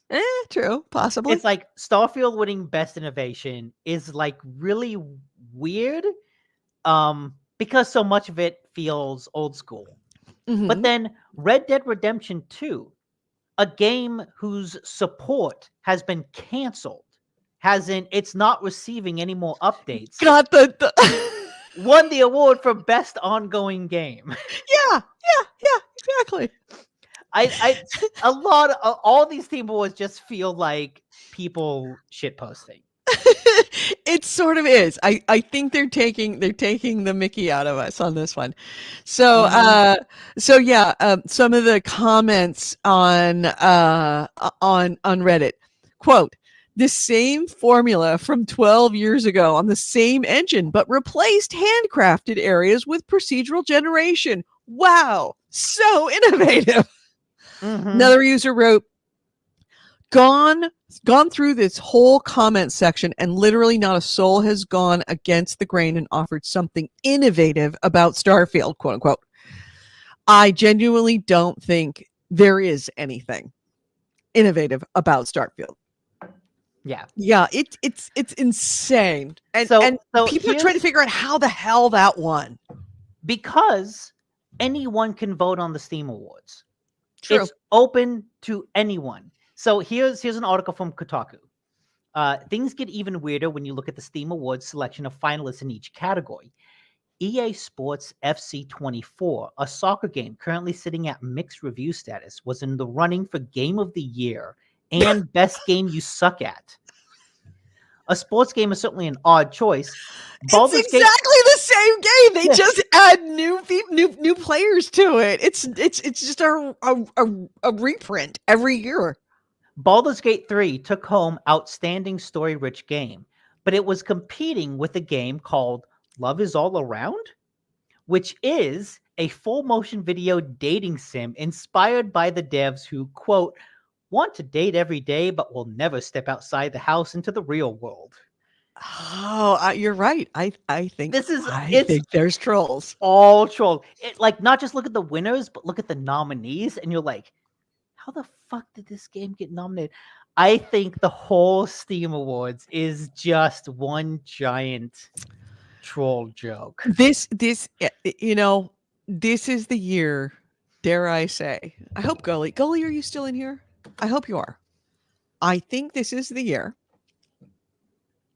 that we make Ookie Bookie Spelookie and that we nominate it for the Game Awards. I think this may very well be the year for Ookie Bookie Spelookie. And was that a cough or a sneeze? No, I turned the heater on. Oh, okay. I have a heater pointed at me. I thank you. Yes, I mean, now I know actually a game developer. And I mentioned Oogie Boogie Spelookie, and he did say, I could make that for you. You can do this. I have somebody that I could actually ask on how to make Oogie Boogie Spelookie. And I recall somebody, who was it? I think it was AC Wraith. AC Wraith has made a bunch of games. AC Wraith, were you the one that did the Ookie Boogie Spelookie? Oh, right. Somebody made an Ookie Bookie Spelookie. I never saw it. I never played it. Yeah, who was it? It was like, actually, shit, this like actually works. Yeah, AC Wraith says I didn't make it. Somebody made something. Somebody made something. Goalie made the trailer. That was genius. We might, I mean, this is, the first couple of weeks of January of 2024. I think this might be the year that we might need to actually make Ookie Bookie Spelookie. Okay. We'll make a block pushing game. I think that if you and I sat down, maybe with like AC Wraith or a couple other people, and just kind of spitballed what we want in Ookie Bookie Spelookie. Okay, I'm gonna propose, and this is probably maybe Goalie. We should actually have Goalie as part of it, because Goalie could put the funny in it. because we're not very This- funny. Goalie's hilarious. This is the most true to game design process. I'm going to propose that we scrap all the initial plans for Ookie Bookie Spelunky and instead make it a hidden object game. I want to make Ookie Bookie Spelunky a procedurally generated universe Ooh, yeah. where there's no story, but you actually populate it with your own story. It's just blocks. Of course. Procedurally generated Procedurally blocks. generated blocks. There is no exit. You just organize the All right, blocks. here's however the you idea of wish. Oogie Boogie Spelunky. Opening scene, you are one person in a room with 4 doors, and behind each door is a different kind of Oogie Boogie Spelunky game. Ooh. So one of the doors is going to be a platformer, 2D platformer that is true pushing roleplay. blocks. The other door would be an Ookie Bookie Spelunky MMO, but it's not really an MMO. It's just like AIs just kind of pushing blocks around you. It's got that The Elder Scrolls step third out moment. door is going to be a vast open world, procedurally generated world of blocks. And the fourth door would actually be the game. I mean, what is the game though? I Those don't are all games. know. That's the thing. The fourth door is just gonna. That's what's behind the fourth door. It is the game that you wanted. It's all games, Okay, and I like this. none. It is simultaneously all games you ever wanted, and none of them. Okay, so remember Nothing you ever wanted. remember when I was talking about Alan Wake and I said it was about like a game. You have the writer who wrote a character, who was a writer who wrote a character, who was a writer who wrote a character. Let's do that, but with blocks. Dinner says, "Are you Todd using AI to look like our adorable queen?" Why, yes. Shit. If that's Todd, where's Edie? Edie is actually, for the last 15 years, been procedurally generated AI powered by Chat GPT. Okay, you know what? That changed my opinion on ChatGPT. You know, it's actually pretty convincing. Not bad. Mhm. Chat GPT can drink. Mm. Who knew? Speaking of Chat GPT, by the way, Oh, segue. We are putting a pin in this. AC Wraith, please put a pin in this. We are coming back to the Ookie Bookie I like Spelunky this. Committee 2024. It's a satirical website, but the headline is Todd Howard seen personally responding to every Starfield review with link to Steam Awards. That's really good. All right, so yeah, segue. Yeah, seriously, put a pin in this because the Ookie Bookie Spelunky Committee 2024 absolutely is going to return to this topic of making Ookie Bookie Spelunky this year. But my next item, yes, segue was, what did I say? What was my segue to? Something about Chat GPT. Oh, Chat GPT. Square Enix has had an said something that was not very good. Aggressive. So, Square Enix president Takashi Kiryu released a letter for 2024 that was made public, in which he said that AI will be very much playing a role in future development of games for Square Enix. Quote, and I quote, "We intend to be aggressive in applying AI and other cutting edge technologies to both our content development and our publishing functions. In the short term, our goal will be to enhance our development productivity and achieve greater sophistication in our marketing efforts." Keep it to marketing, fine. Not great, but okay. In the longer term, we hope to leverage those technologies to create new forms of content for our consumers, as we believe that technological innovation represents business opportunities. So essentially, they're going to replace their marketing department with Chat GPT with the long-term goal of getting rid of everybody else and turning it into Chat GPT. to I write code for them. I would say we'll see how that turns out because I remember they were also really high on NFTs, Yeah, yeah. and that They're didn't work out. whatever's the flavor of the minute. Yeah, Square Enix, and look, I say this as someone who really, really likes a lot of the RPGs that Square Enix puts out, but they have a tendency to really just chase trends. Mhm. Yeah. There. Are you familiar with Doug Doug? I think I've Yes, shown you I Doug love Doug. Doug Doug. You showed me love Doug Doug Doug. I was just watching a Doug Doug video last night. I fell asleep to it. So Doug Doug did a video recently where he had Chat GPT. He does a lot of stuff with AI generation. Oh yeah, he's a really good Python developer. He essentially had Chat GPT rewrite or let's see how could I do this. He had Chat GPT make an sequel to Snake. Oh, I saw this video. Right, but the updates to it, he would take 10 updates as recommended by the chat room.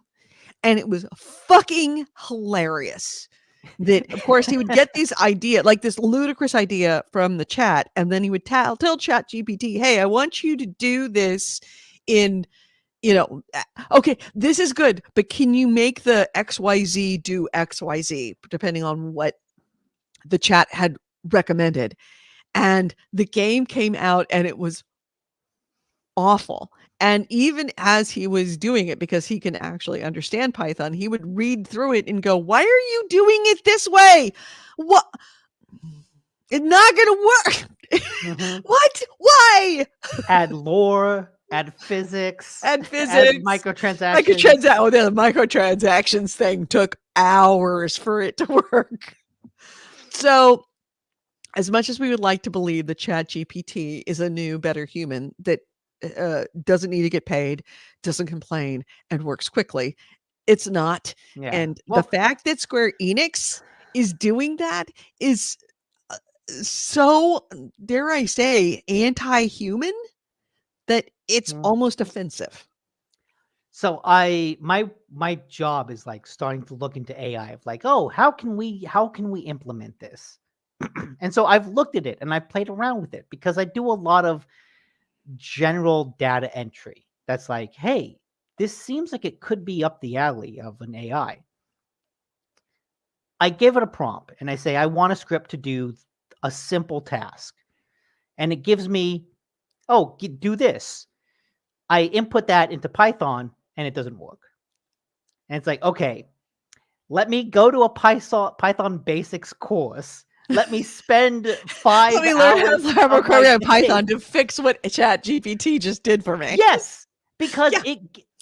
it gives you the code without context. And so I had to go and like learn the basics of Python scripting just to understand How it fucked it up. how it fucked it up. And I'm like, okay, now I understand how it's doing this. And it's like it doesn't even know that it's doing it wrong. Right. Because I don't know I'm doing it wrong. Right.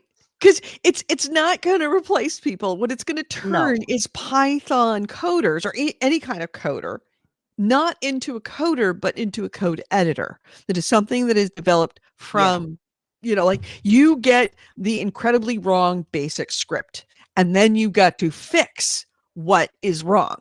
The Yeah. problem is that I don't know. I'm not a coder. I don't know.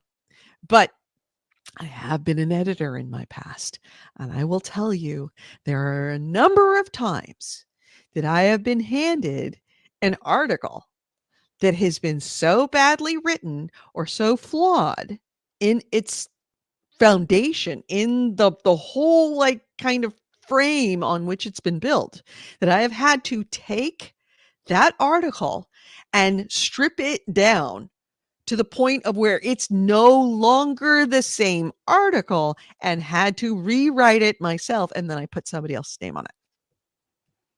I've And- had to do that as an And editor. what's funny is I've done that with other technical documents that people have sent me of like, okay, I see what you were doing. We can't just put a PowerPoint presentation into a Word doc. We need to actually like explain it. You can't just take Yeah. a PowerPoint slide, put it into a Word doc, and go done. Yeah. It's Yeah. like, no, that doesn't work. Yeah, I that's don't. I'm not gonna. I'm that's not gonna. humans. Yeah, I'm not gonna name names, but there was a writer that we hired that was so bad that I had to completely rewrite his Mm. articles. The only thing that I used from his articles were the quotes that he received that he got from other people. And I completely rewrote his articles because I was on deadline and the newspaper was printing. It had to come out. And I couldn't send it back to him and say, rewrite this. Because he'd already written it. This is what he thought was acceptable. I have to rewrite this because I'm on deadline. That newspaper has to go out or else it's going to have a big empty blank spot in it. So I took his quotes. I rewrote the article entirely. And I had to do this for him multiple times. He subsequently left the company to go work for a foreign press service based on his strong articles from us. Oh.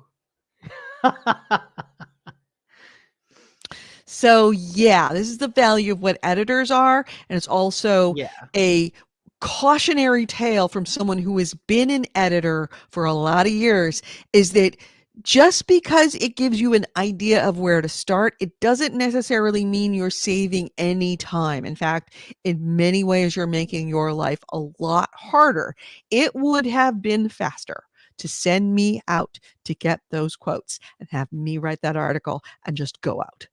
Me having to look at it, realize it's flawed, the time it took for me to look at it, read it, try to do what I could with it, realize it's broken, completely scrap the whole thing, rewrite it again, was so much more time and so much more labor intensive than if they'd have just sent me out to do that article. I think nothing will lower your fear of the future of AIs more than working with those AIs. Yep. The only people that love them are executives who have not ever actually had to deal with them. And that's what makes me concerned about who are being Phoenix's president saying, we love AI. It's like, clearly you're not working with it, dude. Yeah. Which, hey, look, this just means the next Square Enix game to come out, let's look forward to what that media promotional campaign is. Finish Plus, I'm just waiting for AI to get good enough to replace Pornhub. But it can never replace Pornhub because that's humans. Yeah. Well, no, actually, no, that's something I guess AI could absolutely do because you could just totally deep fake the people. You could deep fake the people. And to be honest, innovation, not really a key, like there's not a lot of innovation in the Pornhub industry. No, they it's started all from pretty easy to do. They started from a pretty solid foundation and have had very iterative change. Very little iterative change in the last 100 years. It's all just fucking. Literally. Yeah. Thank you for the link to Doug making a sequel to Snake. It's long, well worth it. Fucking hilarious. I was watched it while I was charging my car, and I think that everybody at the Tesla lot, like in line for Tesla, could hear me laughing. They thought it was insane. I love his edited videos because watching him trying to work through the code for some of the things he does is like, oh God, I don't want to watch you code for an hour. Let me just skip ahead. They're 10 minutes into it, and he's like, it just took me like 2.5 hours. I'm like, I'm so glad I didn't have to sit through that. Yeah. Okay. Before I get to my news, I would highly recommend you watch the Shuffle Mania video from Doug. Shuffle Mania, explain. It's really, really fun. What he did is he took basically a bunch of his friends that he could get in person to compete in a tournament. I'm sorry. I'm bitter. What? Awesome. No need. You see where he says no need to deep fake people anymore. People make random porn characters. Not that I've looked or anything. And Bitter says I did. That's my man. That's my Bitters. Hail Handra. Hey, hails Bittera. Yes. Okay, so anyway. Okay, yeah. Yes. He created a tournament where he got his friends together into like 5 teams. Oh, I And saw that. when the teams are competing, they'd be competing in Mario Party, but then at a random point, the game would just jump to like Smash Brothers. And then at a random point, it would just jump to another game. And so the people are basically playing like 3 different games at the same time, as the shuffler is like randomly shuffling from one game to another. And it creates a really fun moment where like someone's winning in one game and then it jumps to another and you're like, oh shit, what's going on? What am I doing now? Yeah. It's a lot of fun. Man, Doug, I don't know how Doug keeps doing it, but he is and has been for years consistently hilarious and keeps coming up with great ideas. And his chat is some of the funniest fucking people. Full on stand up comics. The chat makes me almost laugh sometimes more than I do. No more than he does. Thank you, AC Ray. Yes. All right. So, yeah, that's my article. That's my like segue to AI. Fuck AI. I've just got 2 more news stories. One is like a headline and the other is like an actually really sweet, make you cry, happy tears story. Okay. The headline is basically at some point in the past week, Ubisoft had Holy shit, it's 5:30. How did that happen? Sorry. Ubisoft had updated the release date for Star Wars Outlaws to say it was coming out in late 2024. Then they updated it again to say it was coming out in 2024. So, a little bit of a release date shuffle. It seems like someone said, hey, it's coming out in November. And then someone else at Ubisoft was like, fuck no, it's coming out earlier. I think somebody said it's coming out in November, and they're like, don't say November, say 2024. Yeah. It may not come out in November. You know what? It's entirely possible that gets delayed out of 2024. I think so. I think that when you go from late 2024 to in 2024, what you're saying is early 2025. Mm-hmm. So the actual good story, though. You are in Act 3 of Baldur's Gate, correct? Uh-huh. Have you met Goldbraith Stradivis? No, but I'm looking forward to meeting him. He's a mind heard flayer about this. hunter. Yeah, he's a mind flayer hunter. And so his story begins years ago when Baldur's Gate was first entering early access. I guess a user had written them a note that they had played a whole bunch of RPGs with their father. This user did. And their father was recently diagnosed with Alzheimer's.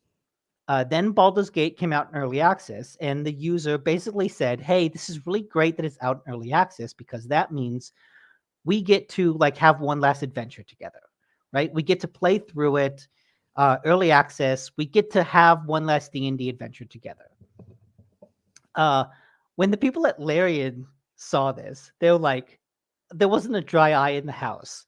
I think, or one of the writers at Larian, Rachel Quirk, sent out a tweet that said there wasn't a dry eye in the house when we read that letter. And I volunteered to write Goldbraith. I'm not Super Writer, by the way. Super Writer was someone else that the user mentioned in the post. Mm-hmm. And I'll respect their privacy unless they want to reveal themselves. Really happy we got to honor the mighty Mind Flayer Hunter. So this is in reference to another post that the user had written recently about stumbling across, because the user said that the super writer he mentioned basically got in touch with him and said, hey, we want to put your father into the game. And they had a little bit of a back and forth about like his character, what he did, like his RPG stuff, history and all that. Mm-hmm. So then the writer went looking for this stuff. He knew it was in Act 3. Mm-hmm. And he said that, oh, I thought it was just going to be a mention in a book. Instead, he found, I forget the guy's name, Goldbraith, who like has an apartment in Baldur's Gate with a secret room that basically documents all of his history of mind flare hunting, and is like, it's just a really, really That's a really nice sweet. way. Yeah. Yeah.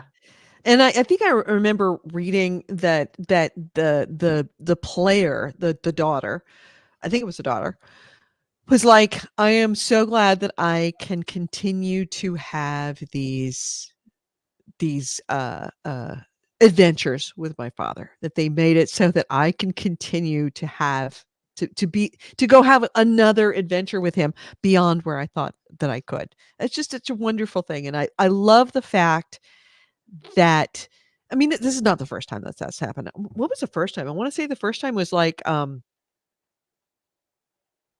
uh uh Borderlands, Maybe. because there was this one guy who had died and he was a huge fan, and he would show up randomly in a bar, and if you saw him in the bar and you talked to him, he would give you like these fantastic, like, just gifts, like very high end equipment, but he would only show up rarely.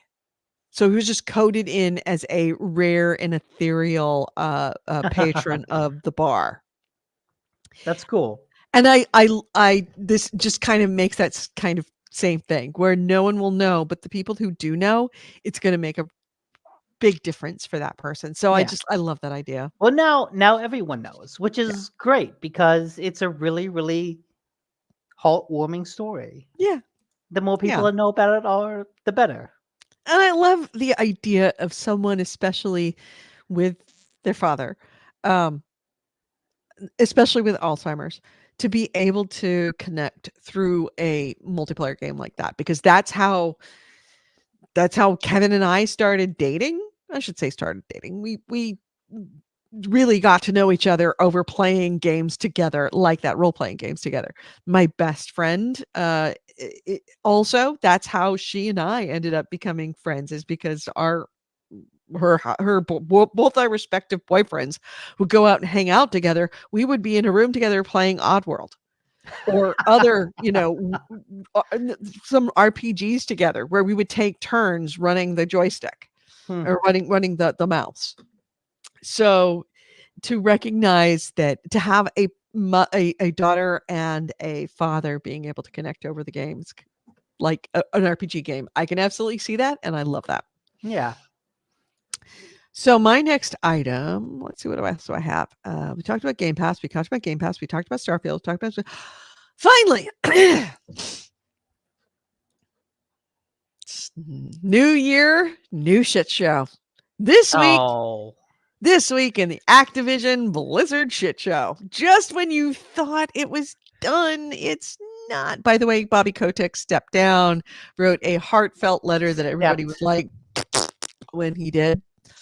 Stepped down, and more like took his payday and jettisoned on his golden parachute and into the sunset. Left a Twitter thread of people going, "Hey, did I ever tell you the story of how Bobby Kotick personally fucked up my game?" Did they really? Uh-huh. Oh, I gotta look into that. Well, this part of the Activision Blizzard shit show takes a whole different turn. Activision Blizzard is now facing another lawsuit for discrimination. This should not come as a surprise at all. What should come as a surprise is that a former Activision executive is suing for discrimination against old white guys. Jesus. What? So, as reported by Law 360, and it was spotted by GamesIndustry.biz, the complaint includes allegations against, guess who? Your favorite sassy guy and mine, Bobby Kotick, for remarks that he made at a leadership conference, in which he reported that the problem with Activision Blizzard King was that there are, quote, too many old white guys.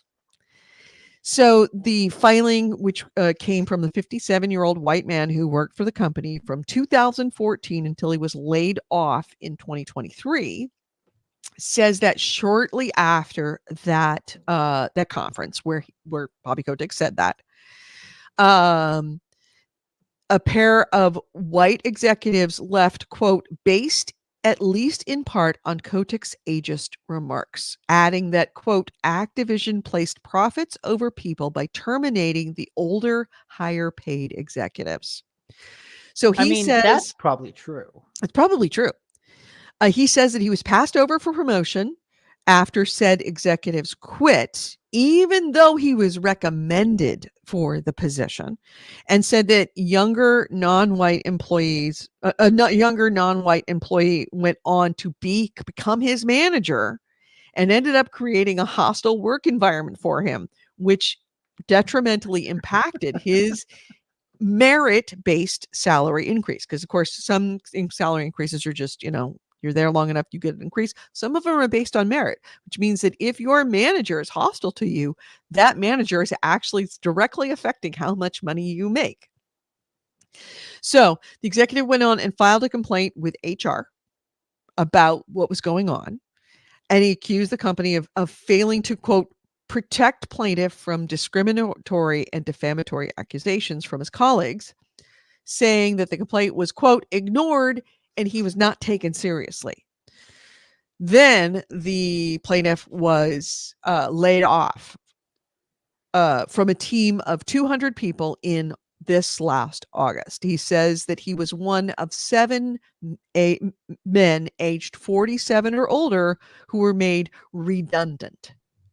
So he, even though old white guys is kind of like the running, like, you don't want a bunch of old white guys. The thing is that you can't actually say that because that is not only age discrimination, it is also race discrimination. Yeah, So, although part of reading between the lines, this guy sounds like he could potentially be just a racist piece of shit who's like, but Activision firing heads who cost more in order to promote people that don't cost as much. That's just a tried and true business strategy to save money. Fire the people that cost a lot of money, promote people from within, and just give them less. That's tried and right, true. So I that's one entirely thing. believe that part. Yes. But this guy going, I'm an old white guy and I didn't get the job. This black lady got the job in front of me and then made it a hostile work environment for me. It's a very I'm reading between the very lines. fine line. It's a very fine line. There is, if you want to have a more diverse workforce and you want to have a cheaper workforce, that's 2 things that you can absolutely work toward. But if you are doing it by actively targeting people based on their age and their race, that is illegal. So you have to walk a very, very, very tight line. That's what I And mean. Like, I can Activision see Blizzard this. King under Bobby Kotick was not known for walking very fine lines when it No, came to no. violating HR rules. They No. weren't even known for walking broad lines of violating HR rules. So it doesn't surprise me that someone is actually, and I think that it is, don't get me wrong. It's a very different thing very much easier to point out discrimination against people who are, quote, in a minority that have historically had to work harder, unfairly harder for what they get. That being said, it is just as illegal to target people unfairly because they are in the majority that have had a certain amount of easier time of it. It's really, really hard. It's fine. Discrimination against anyone is not a good idea. It's never fair. My knee-jerk reaction to hearing this is that it's probably just it sounds like a guy who got fired who's angling to get a larger payday. It sounds But- like But someone who was not support only that right. if it means it takes money from Activision. Right. It sounds like to me is that it is someone who was very good at his job, did a good job, was worthy of being of promotion, possibly worthy of promotion, and didn't get any of those things based on his own individual performance and merit because of the color of his skin. I don't know if I'd go that far. Old white men have had an advantage in that they haven't had they've had the benefit of having their performance shortcomings in their performance and abilities overlooked because they were old white men. Everyone, regardless of skin, regardless of gender, should be evaluated and valued based on their performance, not on the color of their skin, on the content of their character. And that goes for everybody. Now, if this guy was eminently qualified and very good and did his job and was really good at it, he shouldn't be fired, even if he was an old white man. Sure. Fire It's the a old white men who possibility. aren't good at their jobs and got the jobs because they were old white men. The That's one possibility thing. is there. I don't necessarily. Like I said, my knee-jerk reaction is that it's not. It doesn't come from a place of honesty. Probably. But I'm also okay with that as long as it's aimed toward Activision. As long as it's making hell for Activision. You know, it's the Godzilla thing. You know, you got Godzilla and another monster fighting. Let them fight. Yeah, if one of them dies, Yeah, if one of them dies, look, it still works out for us. bad guy's gonna lose either way. Mhm. But yeah, so ultimately, this is yet another lawsuit. We will see how this comes out because this is going to be a whole lot harder to fight than the stuff that they've seen before. But it is yet another lawsuit based on discrimination. It's another lawsuit, and this one is filed when Microsoft is now full owner of Activision. Right, because this happened in August 2023. Microsoft was owned it at that point. Yeah. In fact, this is almost from a legal point of view, a lot more interesting to watch simply because it really does come down to their performance and were they discriminated against. It's a lot harder to argue about discrimination when you're talking about quote unquote old white men. Yeah. Although honestly, ageism, absolutely a thing within the industry and also absolutely not okay. Absolutely not okay. That is not Dr. King's spirit. No, not at all. But I believe in fairness. I believe that nobody should be looked at first by the color of their skin or between their legs. It's about what they know, what they can do, and how they do it. And that's ultimately, I think, what we're all trying to strive towards is complete parity, complete fairness. Now, is that realistically going to happen? I'd like to think so, but probably won't. But in the meantime, if we can catch somebody looking at color of skin and what's between their legs or what their birthday is and definitively prove that that was a thing that they looked at and considered, it's not being any color should not be a free pass to being incompetent. Yeah. On all stripes, every which way. If you're incompetent, you don't deserve to be there. Period. The end. I don't know if that makes people respect me or less or respect me more. But if you're not good at what you do, you deserve to be fired. I don't care who you are. I have a dream. I have a dream. One day, all people from all colors and all genders can one day band together to fuck all Bobby be Kotick. Equally as incompetent, but all hate Bobby Kotick. Agreed. Mm-hmm. Some case, it reminds me of the case of Extraordinary Attorney Woo, where the company convinced its women to quit. Yeah. You remember that episode too? Oh, if you have not, have you watched Extraordinary Attorney Woo? You gotta watch it. It's really good. Watch. Usually their story arcs are 2 episodes, so you really only have to commit to like an hour and a half. And even not even that. You can watch one episode, then watch the episode the next night. Thank you. Well, extraordinary attorney Woo is so good. And it's not like there's some levels of like broad, big story stuff, but it's not like, like the whole driving force of it. Really, the court cases last 2 episodes. I think the first couple of episodes, it's only a 1 episode thing. And then once they get you hooked, then it makes it the court cases are just 2 episodes. Okay. It's really good. It's really, really good. Anyway, so that was, I think that's the last of my stuff. Let me see. I talked Square Enix, talked Activision, talked Starfield, talked Game Pass, got Game Pass. Yes, I'm done. It only took me 3 hours. That was all the stuff I had. That's all the stuff I had. So, what do you, tomorrow night? Thank you. Such a good show. Such a good show. Just seriously, tonight, because you're home, you're at your parents' house anyway. Can't do anything. No, tonight I need to finish the series I started. I need to work on One Piece. I need to work on Monarch. Just watch 1 episode of Attorney Woo. But there's so many other things to watch. The Brother's Son just came out. Light, and I'm excited frothy. for that. It's an amuse-bouche. It's a palate cleanser. Just watch 1 episode. Stop Money Heists. Just watch 1 episode. It's a palate cleanser. Spin-offs. Blue-Eyed Samurai.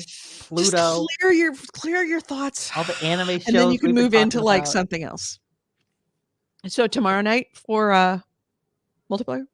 Yes, tomorrow night. I can do it. I will be back in my apartment. Time. I don't know what time works for you. Noon. Okay. I still have to go to work. I Yes. generally stop work around 6 p.m. But I'll be working from home, so I won't have any commute. 6:30 then. Okay, 6:30. 6:30. That's perfect because I get home about 6. Okay. 6:30 tomorrow night, Monday night. That's 6:30 Pacific time, 9:30 p.m. Eastern time. And then if you're in Australia, Chunder, it's you have to figure that out on your own because math. Let's go shopping. So yeah, tomorrow night, we are gonna be doing the whole thing. The whole co-op thing. The co-op thing. See, I'm so looking forward to watching this to playing this co-op with you because it essentially is the same game, and I get to play that second game that I kind of sort of want to play now. But I also I now know more about the world, and I know more about exactly just the people you're gonna meet. And so I've been thinking about this character. I've been thinking about him and be like, you know what? This is I'm basically playing the D&D version of a redneck because I'm like a monk who's been in the woods his whole life, training, fighting until he was just picked up.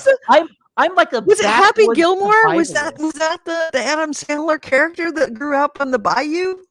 Oh no, that's the water boy. Water boy, yeah, you're water boy. I'm the water boy, and so part of me is like, I can't wait to get into a politically sensitive conversation and just be like, I don't know. I think you should take it. They're like, them's pretty big words. I think I'm not really qualified. Them's big old words. You use the word that's more than 5 letters. I don't like words more than 5 letters. I'm gonna have to hit you.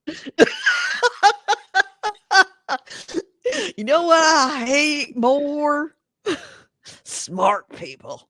And so part of me is like, oh, I'm just gonna fuck things up for everybody. This redneck dragonborn monk is just gonna be the worst. See, this is what I love about Baldur's Gate. It is it is D&D with a really, really, really good DM. Yeah. All right. What is it? Reminds me of the person denied employment because they were born on 420. Really? So was that a case? You know what? I could see it. Yeah, I guess I could believe that happening. Hey, speaking of being born on interesting days, Rachel's having a birthday this year. Yes. It's actually this year. It's actually, for We- those of look- you who are not aware, Rachel is a leap baby. So she gets a real birthday once a year, once every Mhm. 4 years. Yeah, we had been planning something to do like end of February, beginning of March. Because normally she always spends her birthday in Florida with her grandma, whose birthday is like within within the same week. Mm-hmm. But she had something going on at work. A new thing that's Oh, launching. so she's in town. Well, yeah, she'll be in town for her birthday time. But normally she wouldn't be, and normally we wouldn't be, except that there's this work thing going on. So we're like, maybe we're not quite sure what like February, March looks like for us. We want to do something, but we're not quite sure what. Let's throw her a surprise party. No, we could do that. Yeah, the two of us. Let's throw her like a really good, like, I don't want to say destination, but like somewhere where she wouldn't expect, and make it a surprise party. Okay. It'd be a really, really good test, like, because it's what, the end of February? What? Wait a minute, you have Wait, what is? Oh, because the leap year. yeah, she's a child Jesus bride. She's only what, 7? No, I don't know what you're talking about. I didn't see any comment like Because that. her birthday's end of February, but isn't? Oh, that's right. Beginning of March is where the engagement party is, right? Yeah, sometime in March. Yeah. So yeah, this could be a nice, like, amuse bouche for her Yeah. party, for her birthday party, or for your engagement party, is kind of get everybody together maybe early on for the, like, just drop in for a surprise birthday Or if party. not everybody, then Like the just- the people in town, the people around. Yeah. Think she'd be okay with a surprise party? I think so. We'll have to. I just we'll love have the to- idea of you, like, taking her to dinner and everybody in the tables all around her are her friends. Mhm. She wouldn't Well- know till she sits down and she looks around and she realizes she knows everyone sitting around. Okay, that could be fun. I'll think about that and work out that. Okay. Yeah. And Okay, yeah, I'm I'll let you happy to know. work with you on this one. Okay. See, I'm getting to do all of the things for you that I never got to do with any of my friends. Okay. So, all right. Anything else before we close out the show? Tomorrow night, 6:30, Monday night, tomorrow night, 6:30 p.m. Pacific, 9:30 p.m. Eastern. We will be playing on Twitch. So if you have not already liked and subscribed or whatever you needed to do for our Twitch channel, go to our Twitch channel. If you aren't familiar with our Twitch channel, it's pretty easy to find. Here is our Twitch information. Here we go. So there's all three of our, like our YouTube, our Twitch, and our Discord. Between the Twitch and the Discord, you will be able to know when we go live. So go ahead, see those right there. Yeah, go there and like, subscribe, whatever you need to do, and then go wait for it. I mean, like and subscribe on the Right YouTube as there to the well. Discord. Also, Yeah, go to the also there. Discord and then sign up there, and we'll keep you posted about when we go live. All right. Anything else before we close out the show? No. All right. Good to be back. I hope we'll hopefully play more things than Baldur's Gate by next week. It could happen. Probably not. Probably not. I mean, I don't even do laundry over Baldur's Gate at this point. I have no idea. I had to wash a glass to make that. Like it's I bad. could wash a This- glass. I could play Baldur's Gate. Oh, my sink is right now just an absolute, like, just dumpster fire. It is a murder scene right now. My sink. I went to Costco and I got the ready make meals because it's like I don't have a knife. You're like, shit, I need to buy some plastic I need to silverware. buy some plastic silverware because I don't have any, and it's the chance of me actually doing dishes or playing Baldur's Gate. Okay, there was a reason that when I came over to my parents' house, I did not bring the PlayStation Because you wouldn't, the because dog.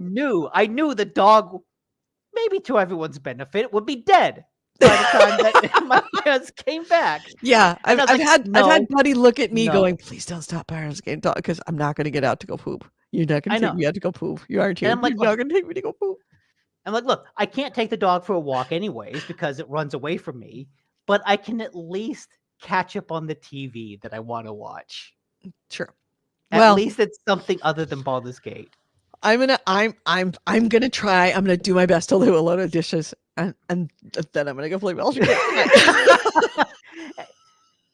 I envy you. I envy you. I know. It's so tough to be me. Anyway, Mhm. so let's close this out. Okay. You've listened to GameHounds. GameHounds episode 700 and MF1. 701. New and the next 100 episodes starts today. If you ever want to listen to us, our website is gamehounds.net. Our email is gamehounds@gmail.com. We record this show live every Sunday at 2, well, except for the last 3 Sundays. Every Sunday at 2 p.m. Pacific, 5 Most p.m. Sundays. Eastern. Most Sundays. 2 p.m. Pacific, 5 p.m. Eastern here on GameHounds. You can find us on Twitch at GameHounds, Twitch, www.twitch.tv/TheGameHounds. On YouTube, we are GameHounds Vids. VIDS and videos. Please feel free to join us at either one of those places, 2 p.m. Pacific, 5 p.m. Eastern, on YouTube and Twitch. See you next week. However, if you want to watch us tomorrow, we are going to be on Twitch at twitch.tv/TheGameHounds, 6:30 p.m. Pacific, 9:30 p.m. Eastern, to do Baldur's Gate multiplayer. We are 100% viewer funded. Viewers help us essentially offset all the costs for all of the services that we need to be able to do this show every week. If you would like to be a Patreon of ours, please go to www.patreon.com/GameHounds. $1 a month is all we ask. That's 25 cents more or less per show, sometimes less, in order to help offset the cost for us and keep this going for another 100 episodes. Go figure. We've been doing this for 15 years, and I'm hoping to do it for the next 15 with your help. So that again is patreon.com/GameHounds. Thank you so much to everyone in the chat room. It was so awesome to see so many people that I haven't seen in a really, really, really long time. Of course, we always seen AC Wraith, who was our link bitch. Everything that we mentioned in the show has a link. That link is going to be in the comments and both on YouTube and Twitch. So thank you so much, AC Wraith, for being our link bitch. From Brian Valdez, AC Wraith, Bitters, of course, Hail Houndra, Chunderbox, who else is there? A bunch of other people that were here. Thank you so much for watching. It was so good to see you. I missed you, AC Wraith. Thank you again, Ryan Stevenson. Who else? So many people. Thank you. We will see you next week. Have a great one. Take care. Bye-bye.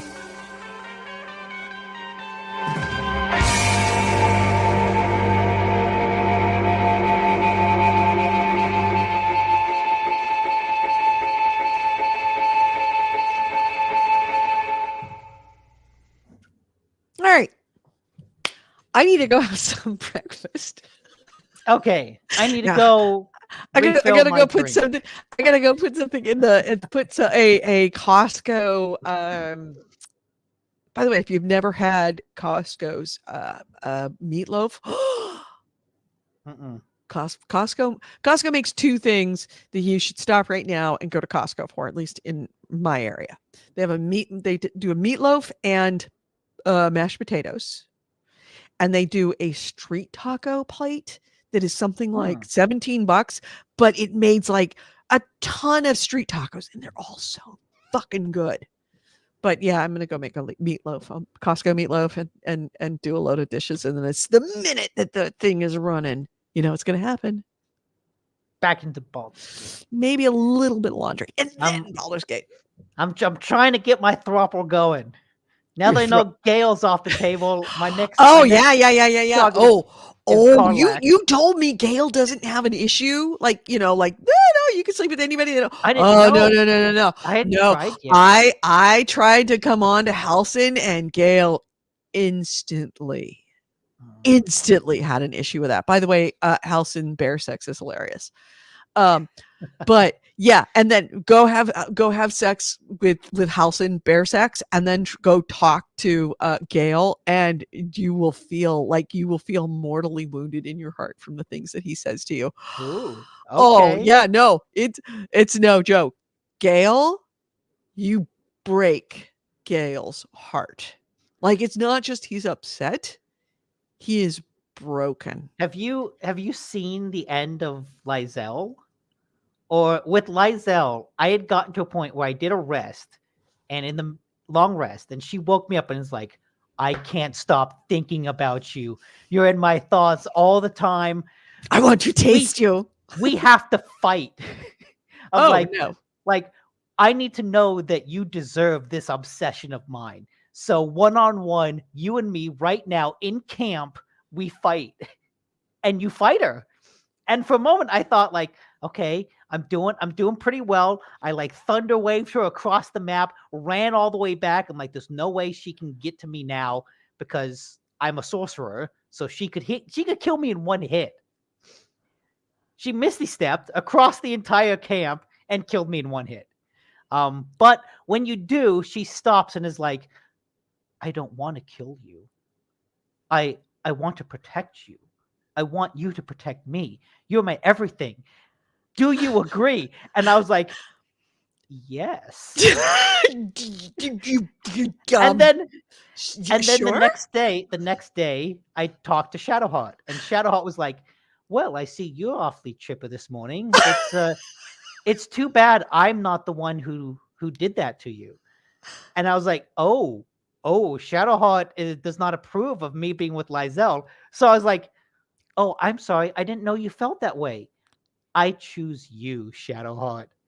And then Lizelle immediately, I didn't even have to talk to her again. I went up and talked to her, and she was like, that one. Like, it would have felt better for anyone except her. Like, really, her. And now whenever I talk to her, she's like, yeah. What? Join me. Okay. But when I look at the menu and you can see the character's Opinions of affinity you? towards you, Lizelle's affinity toward me is still extraordinary. Oh. So she might be curt. She might not want to show it. She's still down for me bad. So here's the thing with Halson. You go up to Halson, like, I'm in a relationship with Gail. I go up to Halson, and he's like, I can't stop thinking about you. I want you. I want you. I want you. Oh, that's enough. And it's like, I kind of have a relationship. And he goes, well, I mean, if you're into it, we could have you and Gail. Okay, I so like, I know Halson's open for a third. Oh, you sure? But I really need to ask Gail about that. So I go over to Gail, and I was like, so Halson kind of wants me, and he kind of wants you too. Oh, no, you come up. This is one of those guffaw moments. Is you say, well, I want to talk about a relationship. I was wondering if you were interested in possibly having an additional person. And he says, well, I could see you wanting to have children, but I think that we're not quite settled down yet for that. You know, maybe in the future. And you're like, no, I'm not talking about kids. I'm talking about Halson. He kind of wants to do me, and I kind of want to do him, and he kind of wants to do you too. And Gail is like, I can't even believe that you asked me that. I'm infuriated that you would think that I would want to share you with anyone. I did not realize that our relationship meant so little to you that you would share yourself and me. You can go and do whatever you like, but leave me out of it. And it's like, Oh. I hope you saved before then so you could Yeah, go I back. did. Yeah, I did. I'm like, oh, I'm really You're just like, sorry. shit, hit the reset Ooh. button. Oops. Yeah. Like, you think, ah, ha, ha, ha, it's a game. And then you get spoken to and you get like dressed down and you're like, oh shit, you reacted exactly how I would react. Yeah, no, I'm backing out of that one. I did have a potentially romantic moment with Will. I did too. Yeah. I danced you with do the Will you and do the I kissed dance. Will and Gail was not okay with that either. Yeah, and No.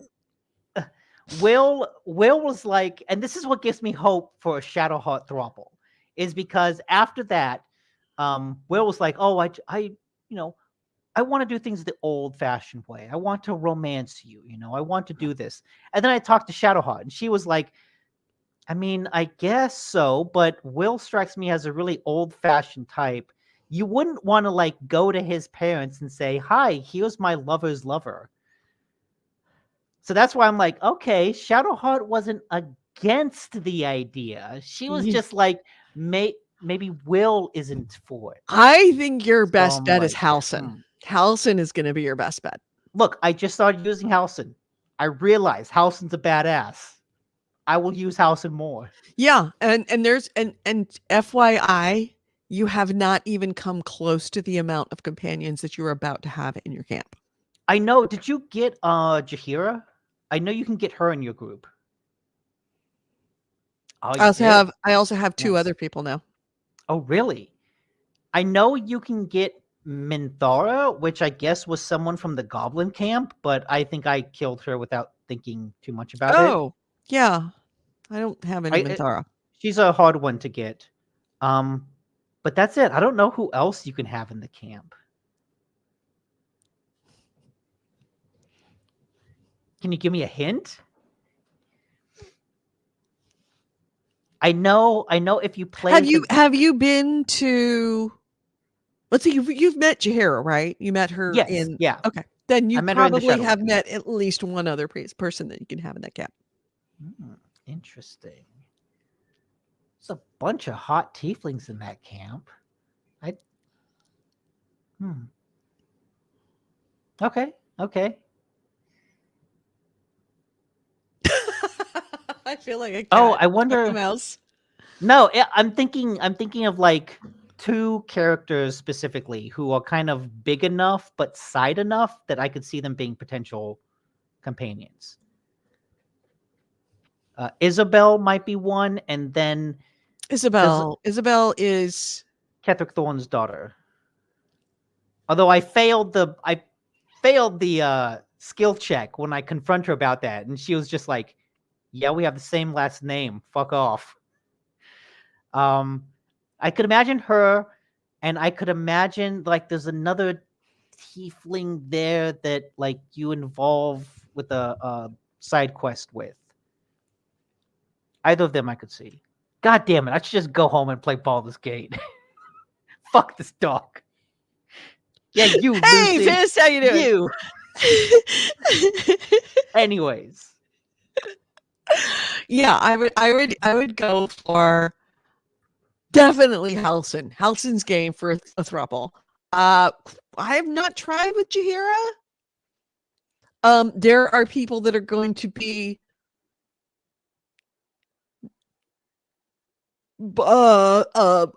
intimacy possibilities that aren't in your camp, and some of them are very, very interesting. I mean, look, I will try to sleep with every character in the game. Let's just call it tentacle sex. Interesting. Okay. Tentacle I sex could spoil it. Don't. IGN, Don't. all sex and romance options. Don't. Okay. I won't. Don't wreck it. For now. Look after the end wait, finish the game, look at that list, and then decide how you're going to do the next one.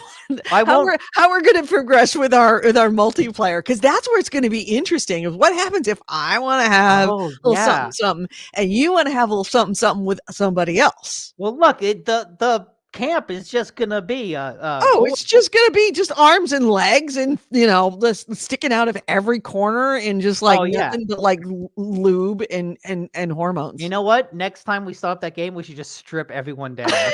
We already have, I think, haven't we? Only us two. I don't know what Twitch says about that, but you know what? As long as Yeah. we don't zoom in too close, it should be I fine. do recommend making a save and going through all the possibilities of your encounter with Halson, because it's hilarious. Okay. And I recommend going through all the possibilities and then going back to other people after you've had Halson and then seeing what their reactions are. It's pretty funny. So, The guffaw of like, oh, I don't know if I'm ready for children yet. I mean, I didn't think you were, but maybe. I mean, maybe sometime in the future. It's like, yeah, not that kind of a third person. I created so many save files. I actually hit the in-game limit. Oh, I did too. Yeah, I totally hit this limit. It's like, you can't have any more saves. And And my first instinct was, well, let me go delete a game off my hard drive to make space. But then I realized, oh wait, I've still got like 60 gig left. Oh, it's an in-game limit. Yeah. So And that's how I lost all of that chest Yeah. with all of the stuff I Well, didn't want to lose. what I've done is I basically created a save every 5 hours. Every 5 hours, I've have a hard save. I wish that I could name the hard saves so I could know which ones were like the index saves. I Because don't when know you which are save the over index other ones. saves, it keeps the original name. Yeah, So well, that's it's why like, I always just do new save. Yeah. New save, delete the old ones, and if it gets too full, eventually it'll be every 10 hours and every 15. we have a dog that is running underneath my feet, and because she heard but she's also wet, and I'm hungry. I need to go. Okay, look, we passed the 4-hour mark. Bye. Congratulations. Welcome. You did it. Fuck you. Bye. Yeah. Bye.